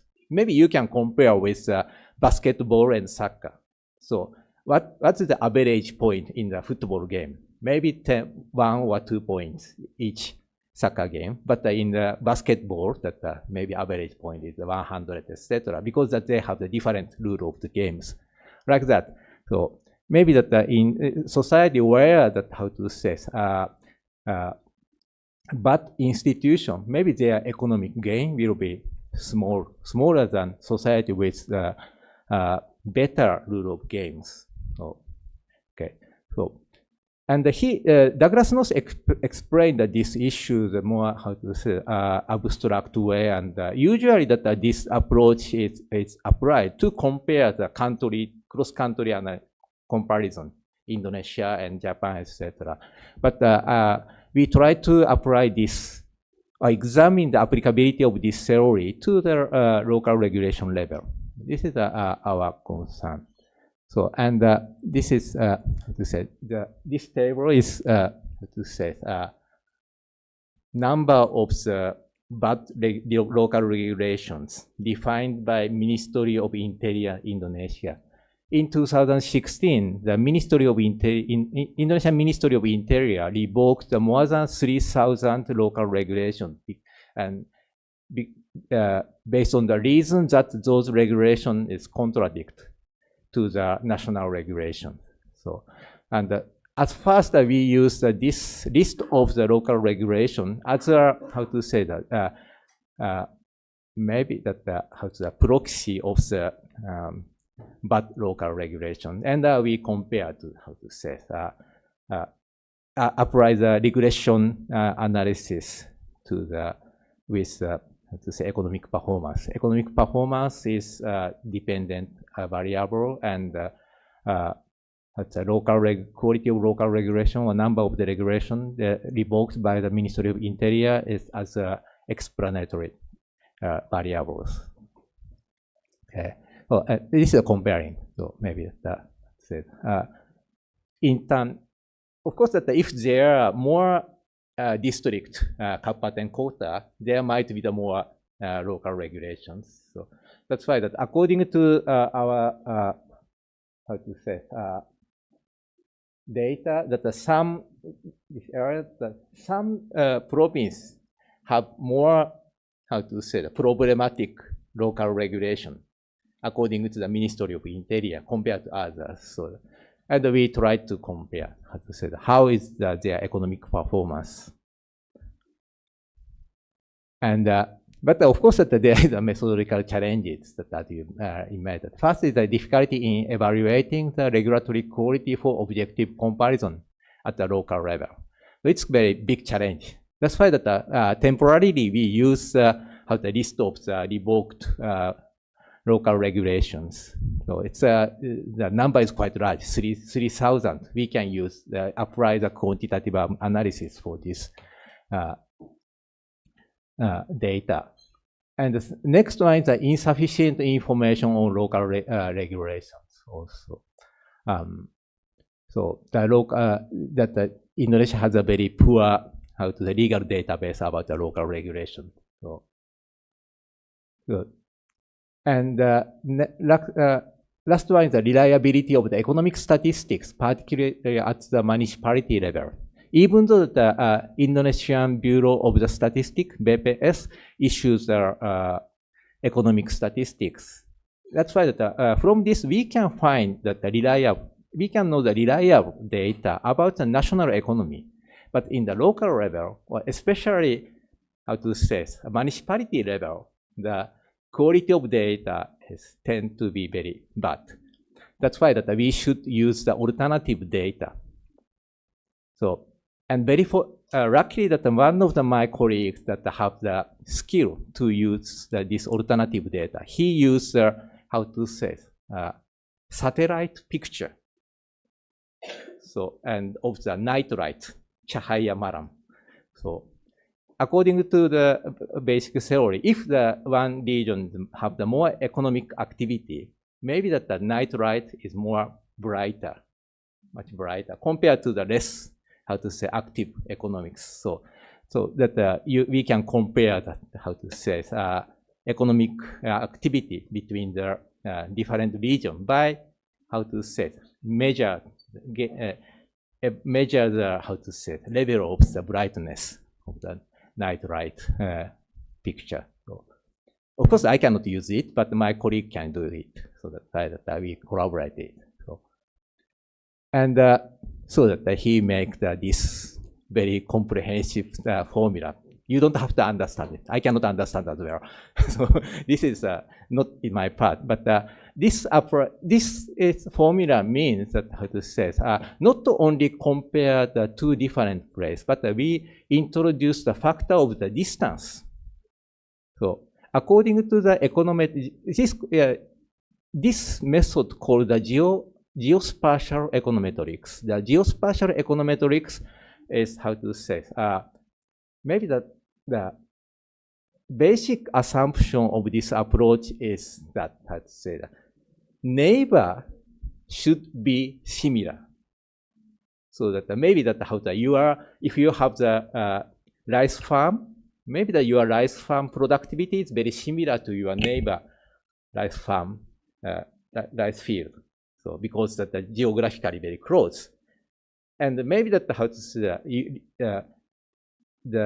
your rice farm and the remote rice farm might be more different because the geographic, that the soil condition or weather is different. So that's why. But if that your rice farm productivity and your neighbor's productivity is very different, there must be reason. For example, management, or how to say the resource input, etc. So we can find that. So if this one, that how the similar must be neighbor must be similar, but if there is differences, there must be reason. So based on this idea that we can compare, that how to say, closer provinces should have the similar how to say economic performance. If there is a, how to say, significant difference, unproportionally different condition compared to the distance, maybe there must be reason. So that we apply this this idea to the analysis of the local regulation. And this is a tentative finding. So this applies, how to say, comparing the, maybe I'm not sure how to say it, economic performance based on the how to say, compared to the nearest neighbors of the each provinces, and we can find that how to say, very tender, not strong enough, because maybe that we have the weakness of the database. So that in general tendency, that how to say that provinces which have the relative average, higher average of the problematic local regulations have the weaker economic performance compared to the provinces with of the less problematic regulations. And this finding, it's based on the economic statistic by the Indonesian government, and also that we apply this is nearest neighbor, more clear the tendency. And this how to say, table applying the nighttime light, that cahaya malam. So we can get a very similar result. So that this result shows that how to say that we can use the nighttime light data to comparing the economic performance. So this is a very very untraditional approach to the legal issue. But of course, that maybe we already know that we should improve the method. Maybe we should how to develop the more detailed variables, such as, for example, more detailed and more accurate variable for the local regulation. For example, about the economic local regulation, such as the investment or licensing, the permission, maybe we should have more specific, how to say, variable. For example, that scope of regulation about is it this regulation is the general horizontal regulation or specific fields, sectoral regulations. So, or how to say, regulatory stage is how to say, restrict the access to the market, or how to say, regulating the operation within the market, or regulating that when the how to say, profit transfer to other places, etc. One type of the regulation that it's the substantive regulation, how to substantially regulate the contents of the business, or qualitative regulation that limits the quantity of the production. And the regulatory impact, the xenophobic, it's a more how to say unfavor to the foreign capital, or more how to say equally applied to the foreign and domestic capitals. And reasons for regulation is it a labor protection or environmental protection and small business, or protection, consumer protection, etc. So maybe we use this to say data and applying the regression analysis, including the distance factor. Okay, and also not only the economic factor, but we should include the variable about the informal institutions. According to Douglas notes that the informal institution also affect the economic performance. And as I said, that the informal institution is like moral, religious norms or code of behavior. So, but it's very difficult to measure those informal variables. So, and now we try to use the so-called PERDA discriminative local regulation as a proxy of the informal institution. It is a very initial assumption that if the one region enacted the discriminative local regulation, maybe this region have the culture which don't welcome the outsiders, so they are more conservative. So that's why we suppose that we can use PERDA discriminative as a proxy for the variable of the institutional, informal institution, and also that we should apply the more accurate variables, such as the scope of regulation, whether this scope of regulation is general or specific to the specific field, such as the dress code, that all women have to wear the scarf, or others, maybe how to say it, everyone have to, how to say it, behave as a good Muslims. Maybe that is different. Only the dress code or more broader moral code, for example. Or regulatory stage, that is it a prior restraints or ex post facto regulation. So, or types of the regulation is that it's restricting the content of the expression or content neutral restriction. And the regulatory impact and the reason for regulation, religion, morality, sexuality, LGBTQ, against LGBTQ, etc. So, but now that we are still developing this data set, that I cannot show you the tentative data set. Okay, and also that we will apply the other variables such as other data resources such as year of enactment and the province, and so majority party in local parliament, the year of the regional election, and also another physical discipline indicators, etc. So, and for the data sources, temporarily we used first the mass revocation of the local regulation in 2016 that I already explained, and also that about the discriminative that we will rely on the data developed by the Kommunas Perempuan, that they publish the discriminative every year. Okay. So this is the econometric analysis.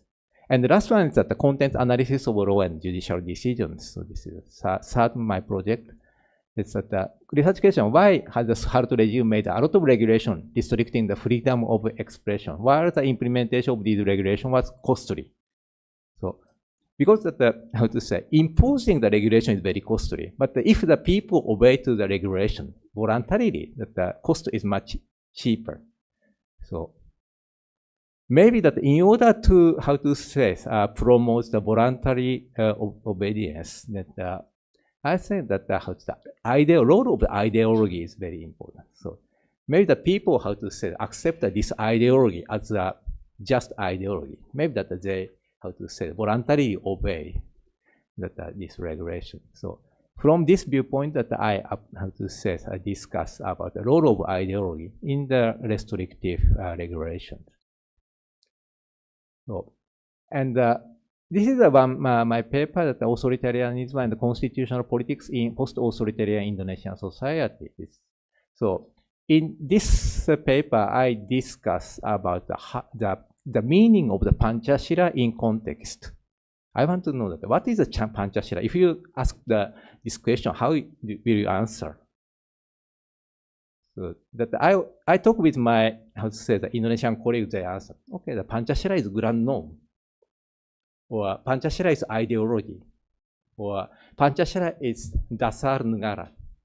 So, but how to say, but the Pancasila is very short, how to say, paragraphs. So, and actually that how to since 1945 until now, that how to say, many people explain the Pancasila in different ways.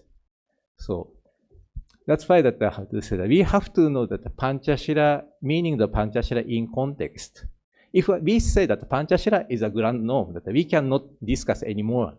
Okay, that how to say that we always okay, that how to say that this law is compatible with the Pancasila.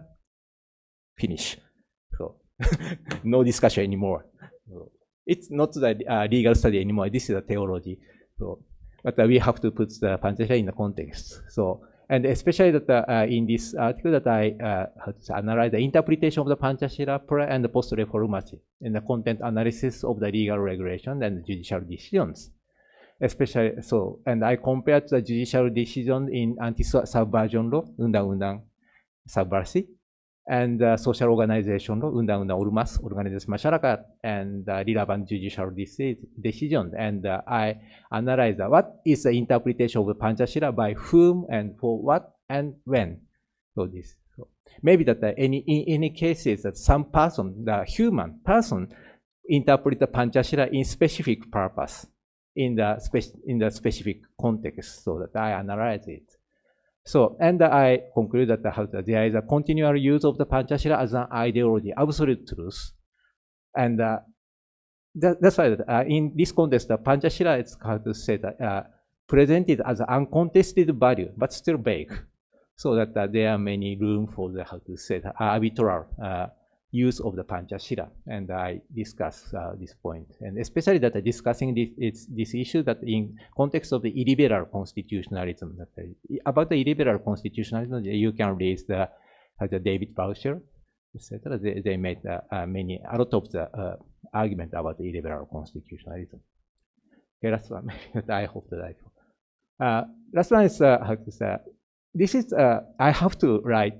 I make this presentation that some years ago, but due to my other commitment, I couldn't publish yet. That discourses of the Indonesianness in the constitutional code, national identity in the constitution, and the constitutional review. So that it's quite interesting that the Constitutional Court decision on the blasphemy law in 2010, that this decision say that unauthentic interpretation of Islam is violating or contradicting the Indonesianness, Indonesian. What is a Indonesian? What is an Indonesianness? So this is another term different from the Panchashila. So that, but I found that in several cases of the Mahkamah Konstitusi, that the Mahkamah Konstitusi used the Indonesianness with their reasoning. So this is my concern. And then that I reviewed all Mahkamah Konstitusi decision. Fortunately, that the Mahkamah Konstitusi, publicized all their decisions in the, digital form. That's why that for me rather easy. So I found that the 20 Constitutional Court decision in which the word Indonesian was included, but most of them, include this term in the petition or reply. So, but in general, that we can categorize the use of the Indonesian into four types. That Indonesian as a synonym for Indonesian culture. It's a very abstract meaning. Indonesian is a paraphrase of Panchashila, and Indonesian is an expression of the unity in diversity. More inclusive value. But at the same time, that the Indonesian is a normative requirement for the legitimate state authority that the government always have to respect. So maybe from this view, that Indonesian have the two meanings, that inclusive and exclusive. So, but in case of the blasphemy law, that the Mahkamah Konstitusi use the Indonesian as the exclusive, that excludes the minority religious group. So this is my argument. Okay. So this presentation that I introduced three of my ongoing projects using the untraditional materials to answer to the very legal issue, that the judicial independence, local autonomy, and the freedom of expression. Thank you very much. Thank you very much, Prof. Shimada, for the insightful presentation. And because we still have 30 or 40 minutes, I will open for the floor for the first 3 questions. And but firstly, I want to deliver first questions from the online participant. Please wait. This question is delivered from Umar Mubdi for you. I will read. Good morning, Professor. My name is Umar Mubni, your former PhD almost candidate. I truly enjoyed your session and found it very insightful. If I may, I would like to ask one question. In relation to the legal research styles diagram, the author's 1983, how do you see the position of legal research that is methodologically interdisciplinary but remains normative and in its ultimate aim? For example, research on e-court system that draws on empirical data to assess judicial practice, yet ultimately advances a normative evaluation of procedural justice. Would such research be better understood as a fundamental research, law reform research, or as a hybrid that falls outside Arthur's original typology? Yes. Yeah. Thank you for the question, and I'm glad that there are so many people online. And Mas Umar Mubdi, I'm sorry that we couldn't quite get you into UNSW, but I hope you can continue to pursue. I understand you are now pursuing your PhD elsewhere. I mean, the typology, so on one hand, I don't think you need to worry too much about where you fit. As I said, I think it's most useful in terms of being able to identify who your interlocutors are. So who are the scholars whose work you're engaging with and building on, but also, where to direct your research in terms of the kind of publication outlet that you might want to publish in. So look, I think, and I also agree with you that there are some limits to Arthur's diagram. I've been trying to do a revised version myself. I haven't quite got there yet, but maybe next time there'll be, next time I give this presentation, I'll have it. Because I do think there's there is perhaps a dimension missing. He was obviously writing in the 1980s. At this time, I think it was still relatively early days, or at least since then, legal scholarship and law faculties have grown significantly, and I think the number of scholars engaging in social research has grown significantly, and so perhaps the definition has changed. But I do think, look, I think it's possible that you could consider it to be applied research in the sense that, if you remember the diagram, the fundamental socio-legal research is directed to a legal audience of, could be practitioners, judges, government. So in that sense, if your research is containing sort of normative prescriptions or recommendations, that's sort of precisely the thing that judges and lawyers and legal lawmakers are interested in. So I do think it could possibly fall within that.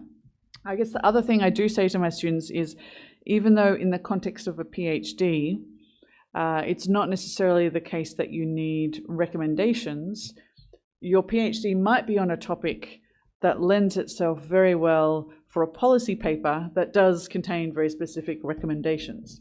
And so I think it's useful to keep in mind that a PhD in particular is a certain kind of research and writing, and it is often a little bit different from more pure policy research. But there's nothing stopping you, and I hope many of my students do this, once they've finished their PhD, which may perhaps be more for an academic audience, they come back to Indonesia and they start writing policy papers and engaging in the media and talking to government about what the government should do or what judges should do. And I think that's a great use of your research. I think it's one of the best uses of your research because it's practical, it's engaged, and that may include being engaged in normative debates. Thank you, Professor. And we hope that Mas Umar is still in the room. And okay, we'll directly continue to the first three questions for the participant, please. Yep. Okay. Yes.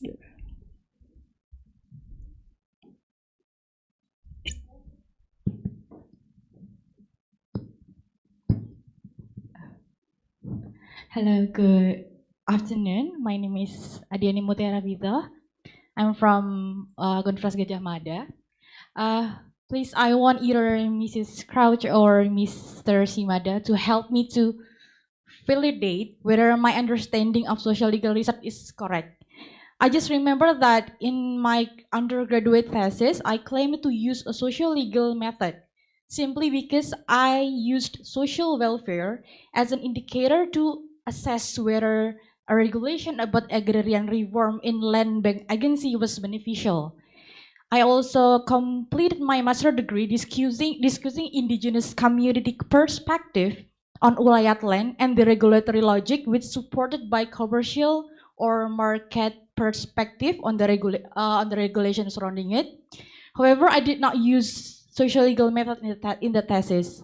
Rather, I employed a socio-cultural perspective. So my question is, does every study that involves people or community in assessing whether a regulation or benefits or threaten them equally as a social legal research, or would it be more accurate to describe social legal as a study about people or society affected by or in law? So please correct me if I'm wrong.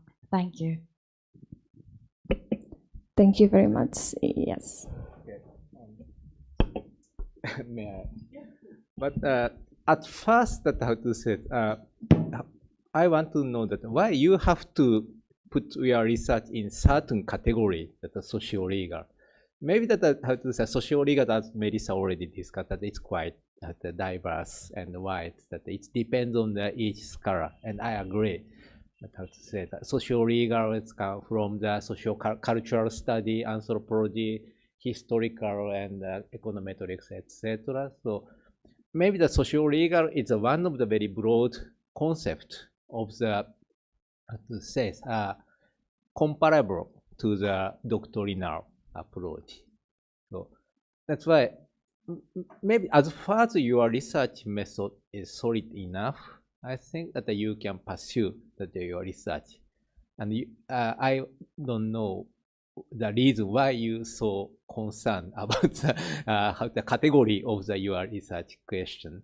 But about the if you how to say that your research is a socio-legal approach, I think that how to say it, legal part should not be ignored. That first you have to identify what is the law which governs your field, such as social welfare, etc. Because that the socio-legal approach starts from the assumption that how to say the law regulates the people's behavior, but the people give the different responses, or people or the other factors how to say they give the different responses to this regulation. That's why that without this how to say clear understanding about what is a law in your field, so maybe this needs the doctrinal approach as well, that you have to read carefully that each regulation, and so then how to say that you can how to say that compare to the people's behavior. So maybe this is, I think that this is the important point. And otherwise, that your research can be categorized as just a pure sociology or pure anthropology. So and how to say, you have to compete with the expert of the anthropology or sociology. So it's more tough struggle. Yes, thank you. I just agree with what the professor has said. I don't think you should worry too much. It sounds like your project was a great project, absolutely a socio-legal project, and you know, if it's an area that you're interested in and wanted to continue to pursue in the future, great. Yeah, I don't see any need to worry too much about it. Yeah. Okay. Do you have following questions, or is it enough to answer your question? Okay, thank you. I think, yeah, you will go first. The second.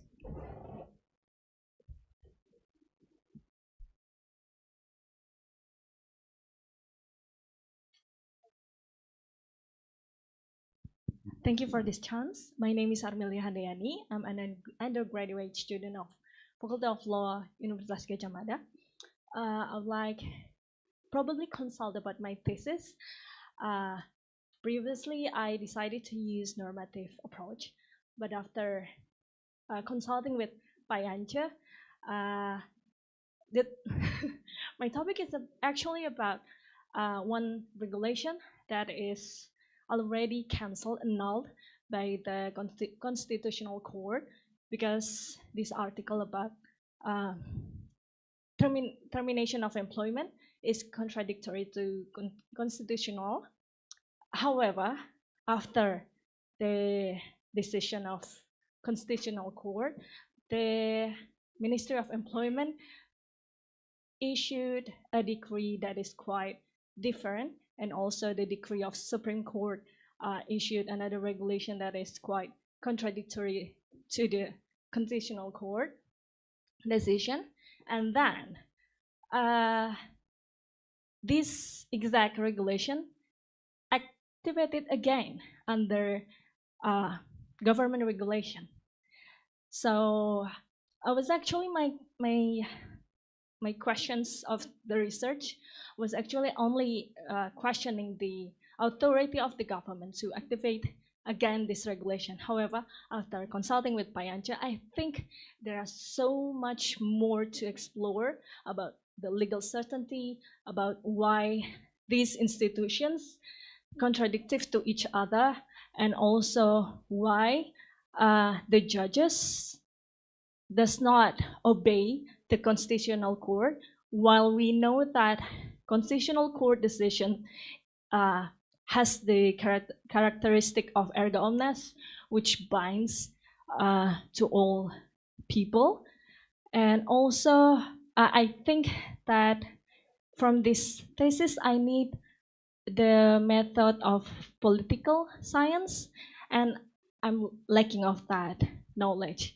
So I'm switching from normative approach to socio-legal approach method for my thesis, and I in deep of need from Professor Melissa and Professor Shimada feedback about my thesis. Many thanks in advance. Thank you. Oh, thank you. Thank you for your question. First of all, I just have to say you are in very good hands. You have the best advice here given to you by your professor. So I think, you know, if you follow some of the advice he gives you, I'm sure this is going to be a great project. I am excited by your project though, because I do have at the moment a PhD student in Australia. Her name is Batitis, and she is from the Constitutional Court, a research officer. But her research is actually more doctrinal, and I wish she would perhaps do slightly more socio-legal, but her interest is in how can the Constitutional Court ensure compliance with its decisions? Why is it that the DPR or executive agencies are not obeying decisions or not complying with, not enforcing decisions of the Constitutional Court? So I like your question because you're coming at it from precisely the angle I'm trying to suggest to my student. And I think, you know, asking a question like, what are the social or political conditions that seem to empower certain political bodies and who then feel free enough to ignore these decisions? You know, how is it that they feel that they are not going to get in trouble? There's going to be no consequences for them. They seem to have no sense of the rule of law, right? So what are the social conditions that are enabling them to feel like this and to make these decisions that contradict the highest court? So I think perhaps pursuing a question like that would be really useful. You mentioned political science. You know, I'm not sure that you need to worry too much about that. As in, I think if you just focus, as Professor Yanche has mentioned, on more of a socio-legal approach, and you know, the way I would think of it is looking at empirically some of the social conditions that seem to enable this non-compliance with judicial decisions. Thank you.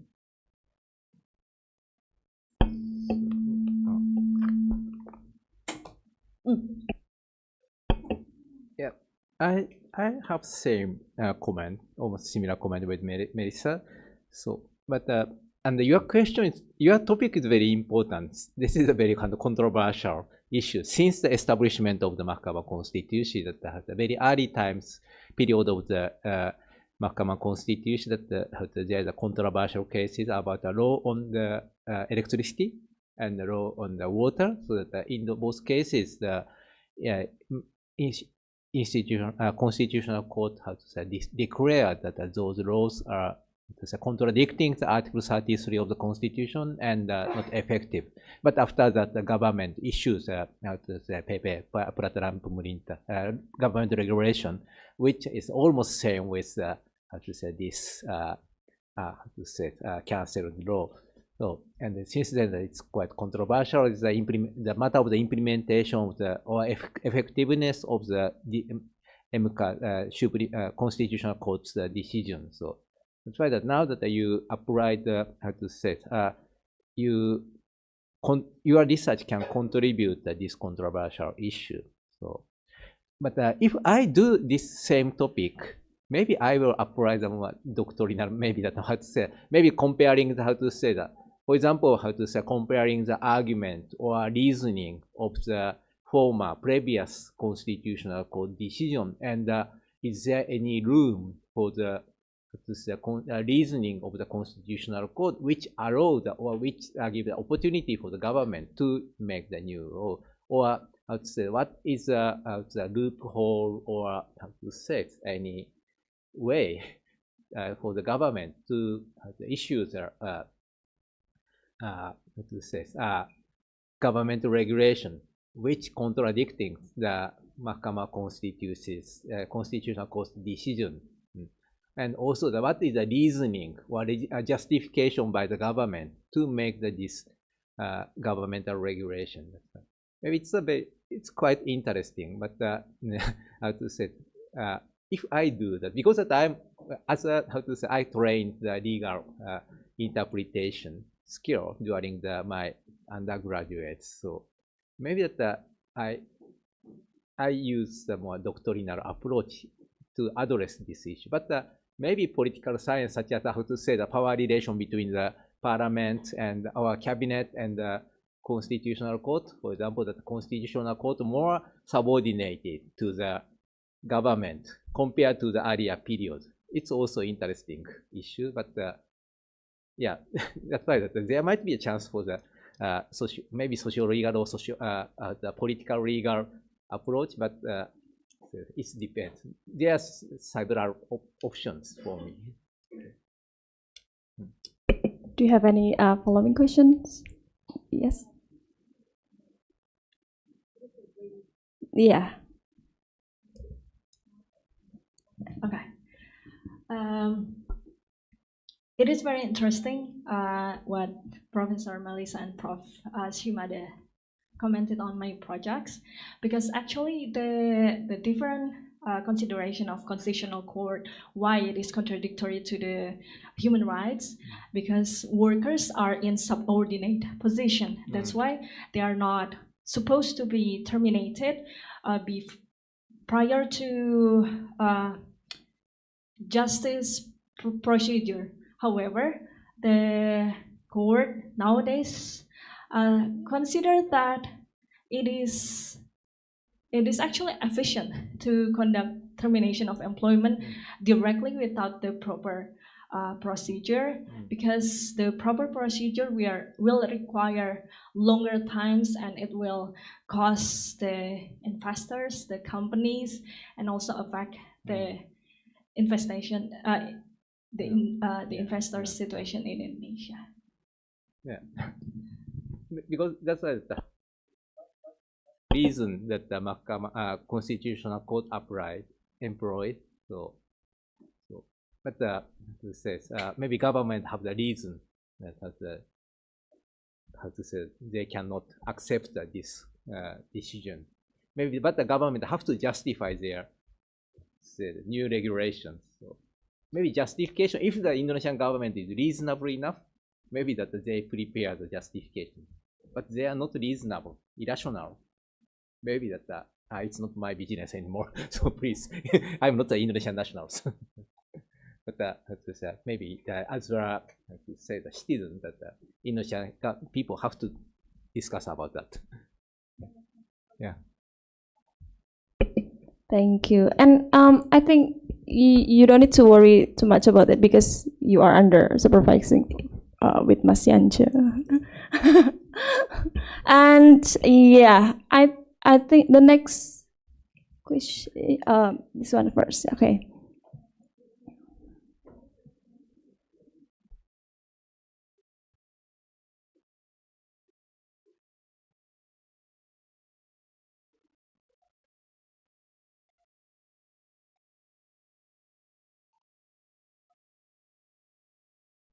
Finally, okay.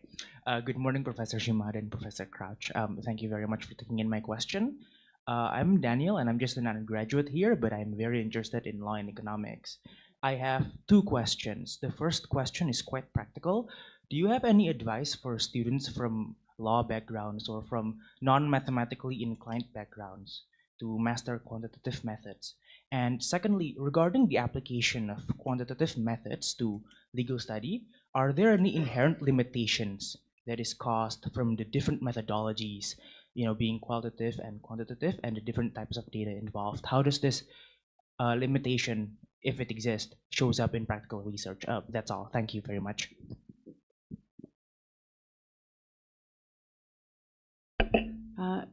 Thank you. I mean, in terms of training, it may depend on your university. So, for example, at my university, I have had a student before who was interested in learning quantitative methods, and so they went to, we have a statistical center at UNSW that also is open to students from other disciplines. So, where there are opportunities like that, you should take them.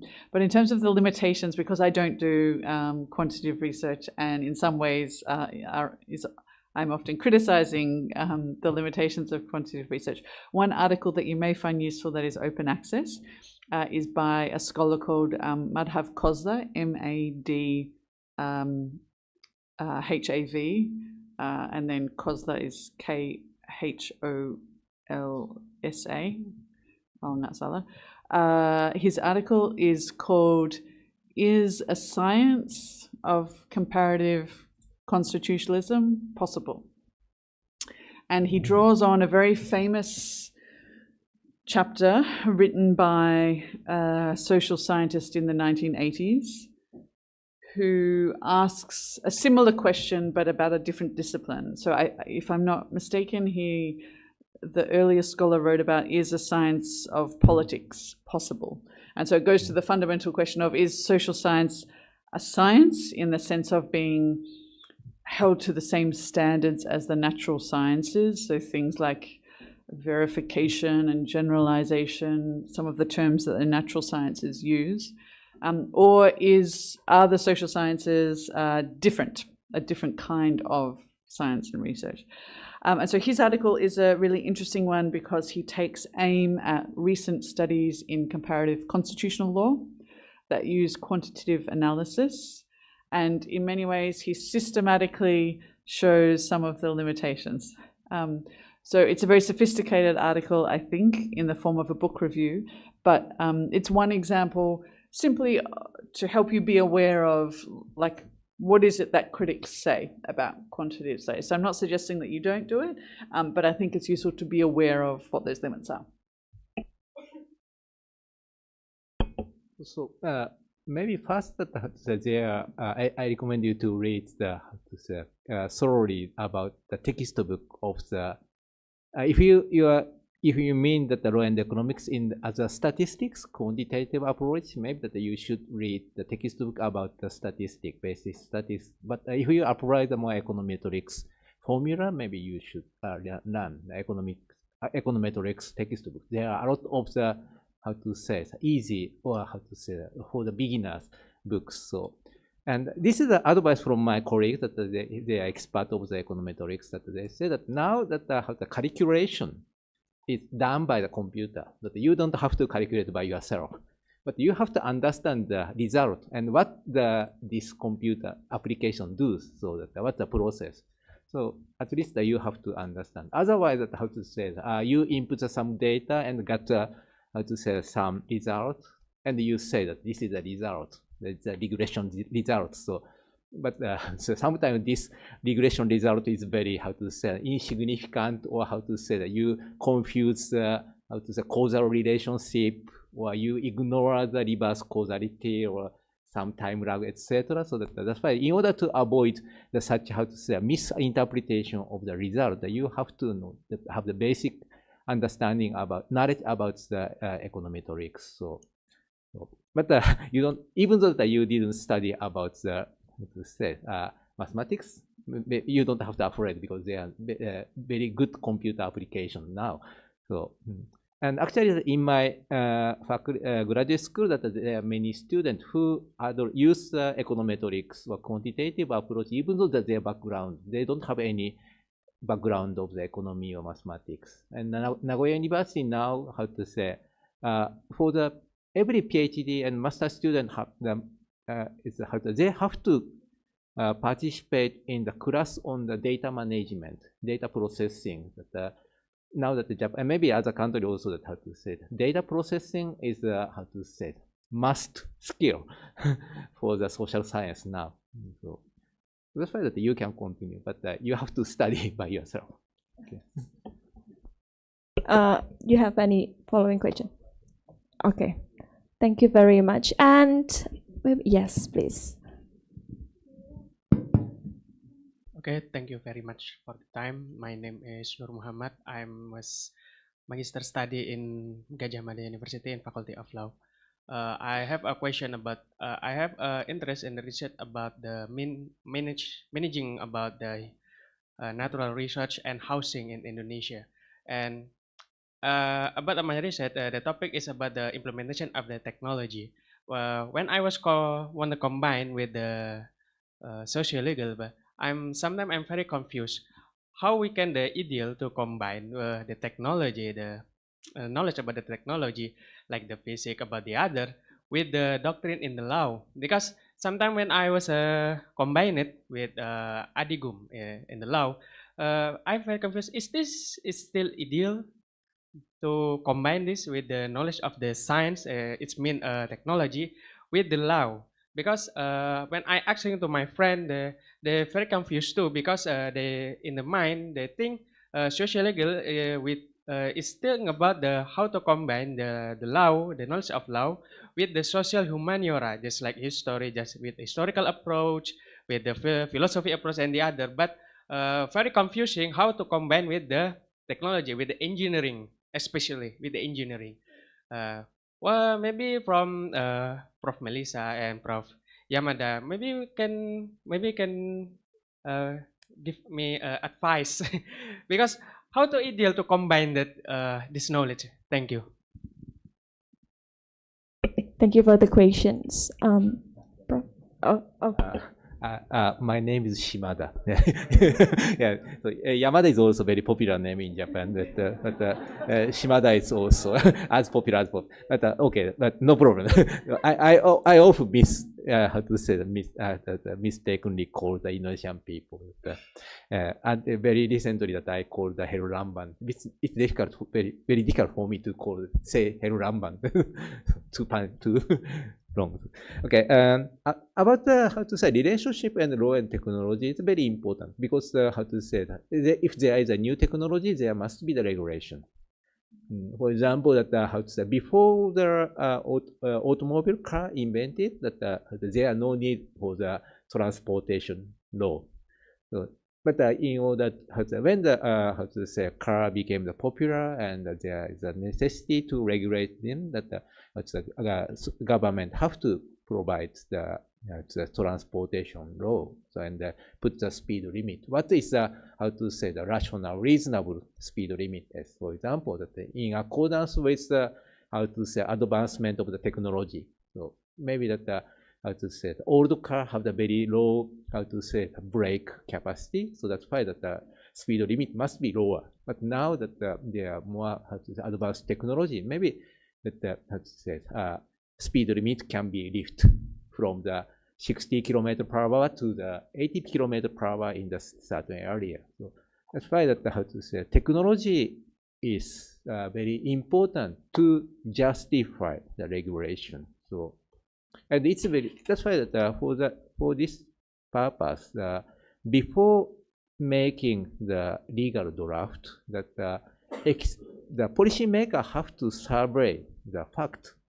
What is, for example, the natural resource, what is the technology applied for the natural resource exploitation, etc., and what is the impact for the environment, or what is the impact for the human livelihood. Then that they make the regulation if necessary to avoid the, how to say, unexpected or unwelcome results. So I find that maybe technology and law is a very strong relationship, I think. I hope this is the answer for you. Yeah. Maybe you have following questions, or is it enough? Okay, that's clear. Okay, thank you very much. Because we still have around 5 minutes, maybe everyone in here want to share about. Yes, please. A question or okay. Hello, dear professors. Thank you for giving me the chance. I have a question about the research that we are conducting. Since we are conducting our research as regarding the Afghanistan issues, and the new government are implementing their own rules and the laws that was enacted during the previous government, they are not implementing right now. So when we conduct our research, and when we compare them with legal instruments, and at the end when we give some solution or give our recommendation, to what extent our recommendation or our solution would be feasible and realistic, that since that they laws are not implementing, and they are implementing their own rules. And another question, it's regarding the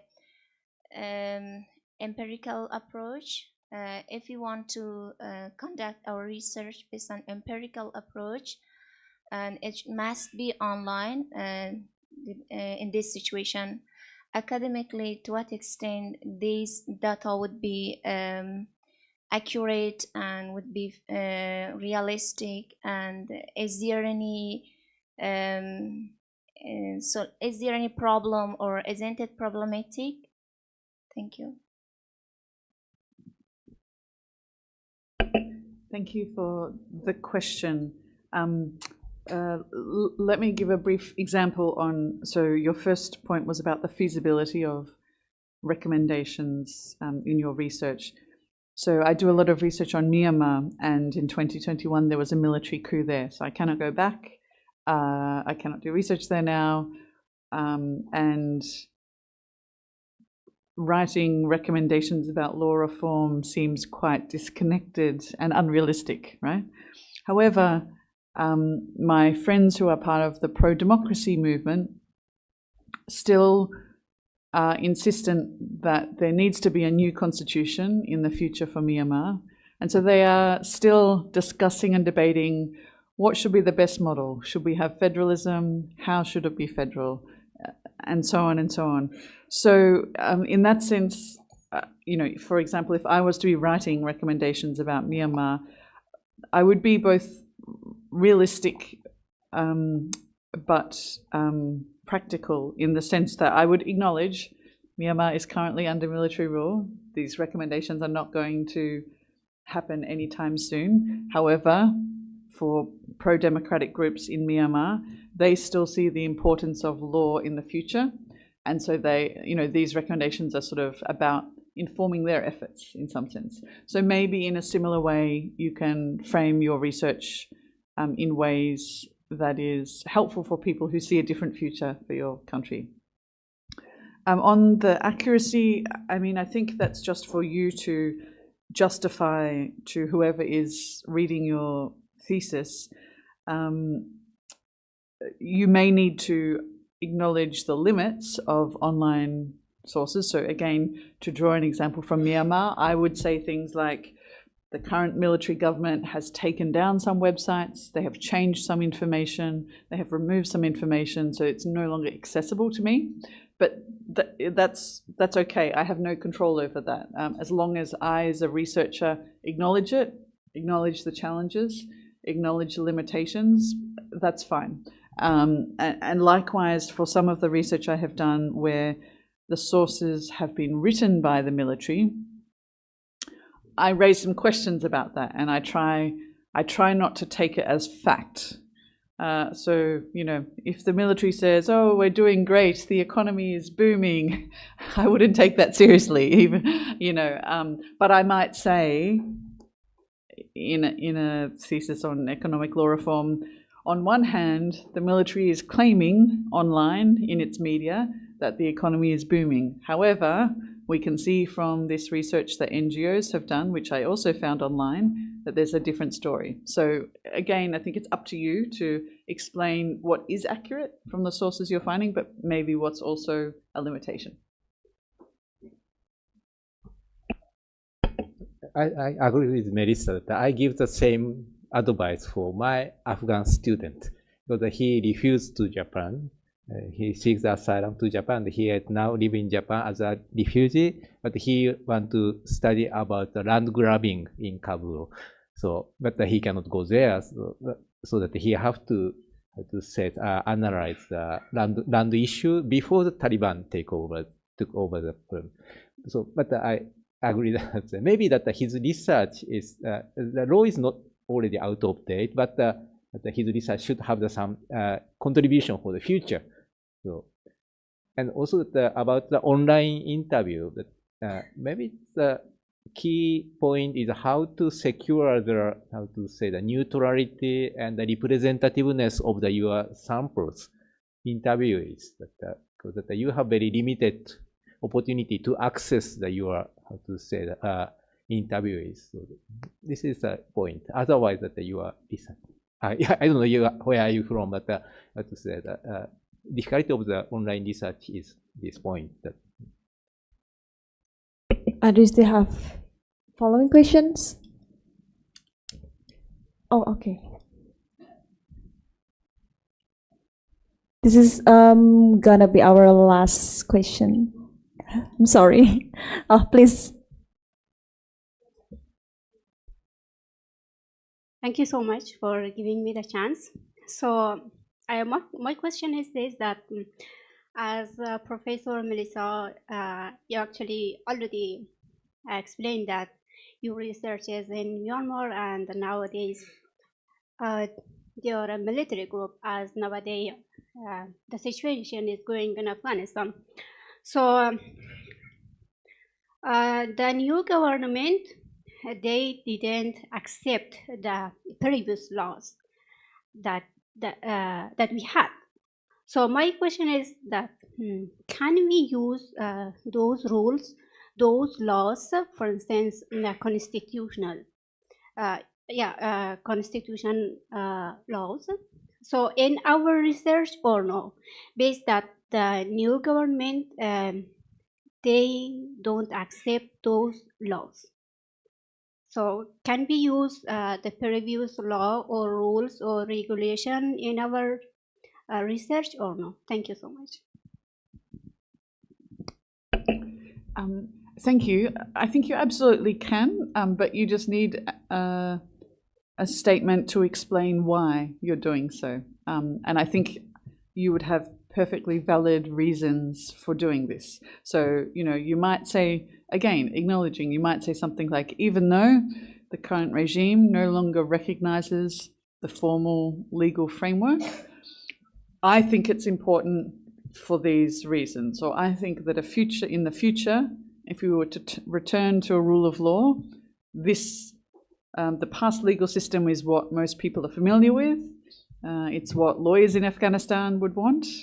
You know, it's been through a process of discussion and deliberation. You know, so you could set out one by one what are the reasons why you think the prior legal framework would be a useful starting point. And I think that would be complete and a perfect justification for using that approach.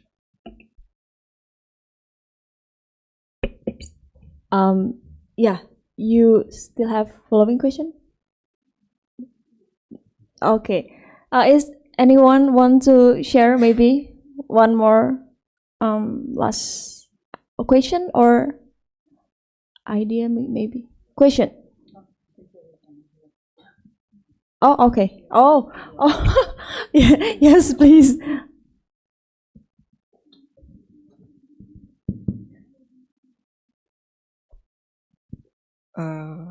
Thank you for your chance.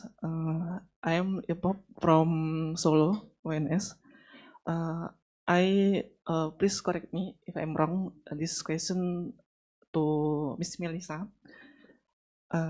I'm trying to understand that socio-legal studies can be disciplines, part, and etc.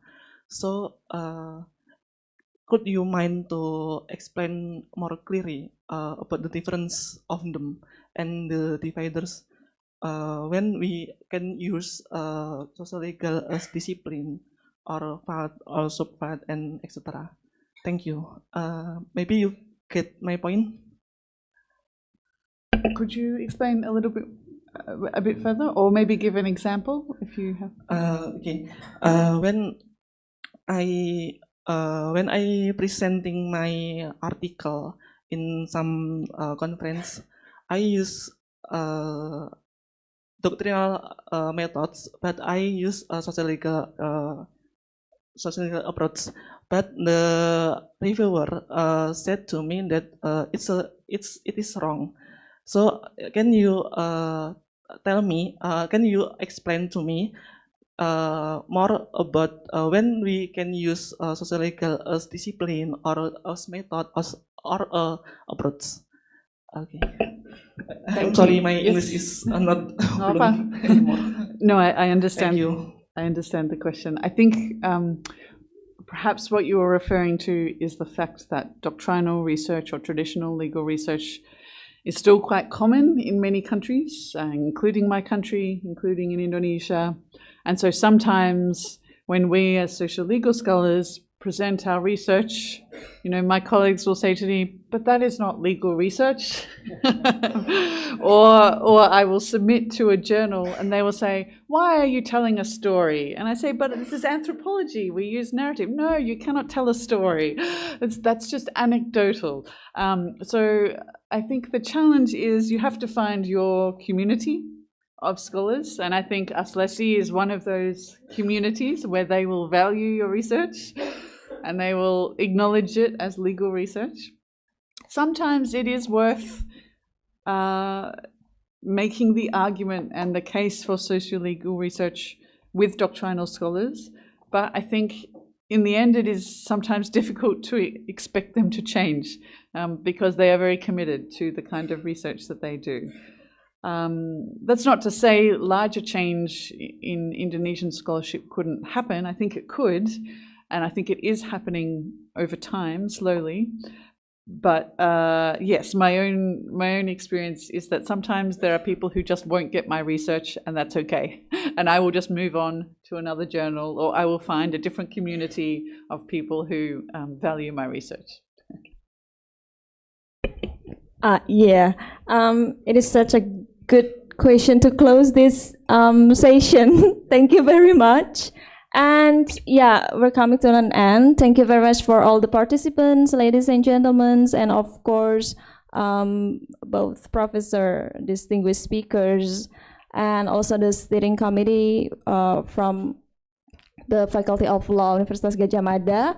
Thank you very much, and maybe, yeah, we can see you in another opportunity, maybe, perhaps, yeah. Thank you very much, and I rely on the session to the MC, Mayang, please. Thank you once again for Ms. Ope and Professor Melissa and Shirley, for Professor Shimada, for this precious knowledge today that we'll get for us. And today, before we formally say goodbye, please don't forget to claim your certificate. The claim link has been shared in the screen and the official participant group WhatsApp. So, before we closing this event, don't forget to scan this barcode because we will get a certificate from the commit. So, for this closing, on behalf of the organizing committee, I would like to extend our sincere apologies for any shortcomings that may have occurred at the event. Not only that, I also express our deepest gratitude for the active participation, the precious knowledge from our speakers, and the support of all parties who have made this event a great success. I am Mayang Anggi Pradita. Say goodbye to you. Thank you so many and peace upon you.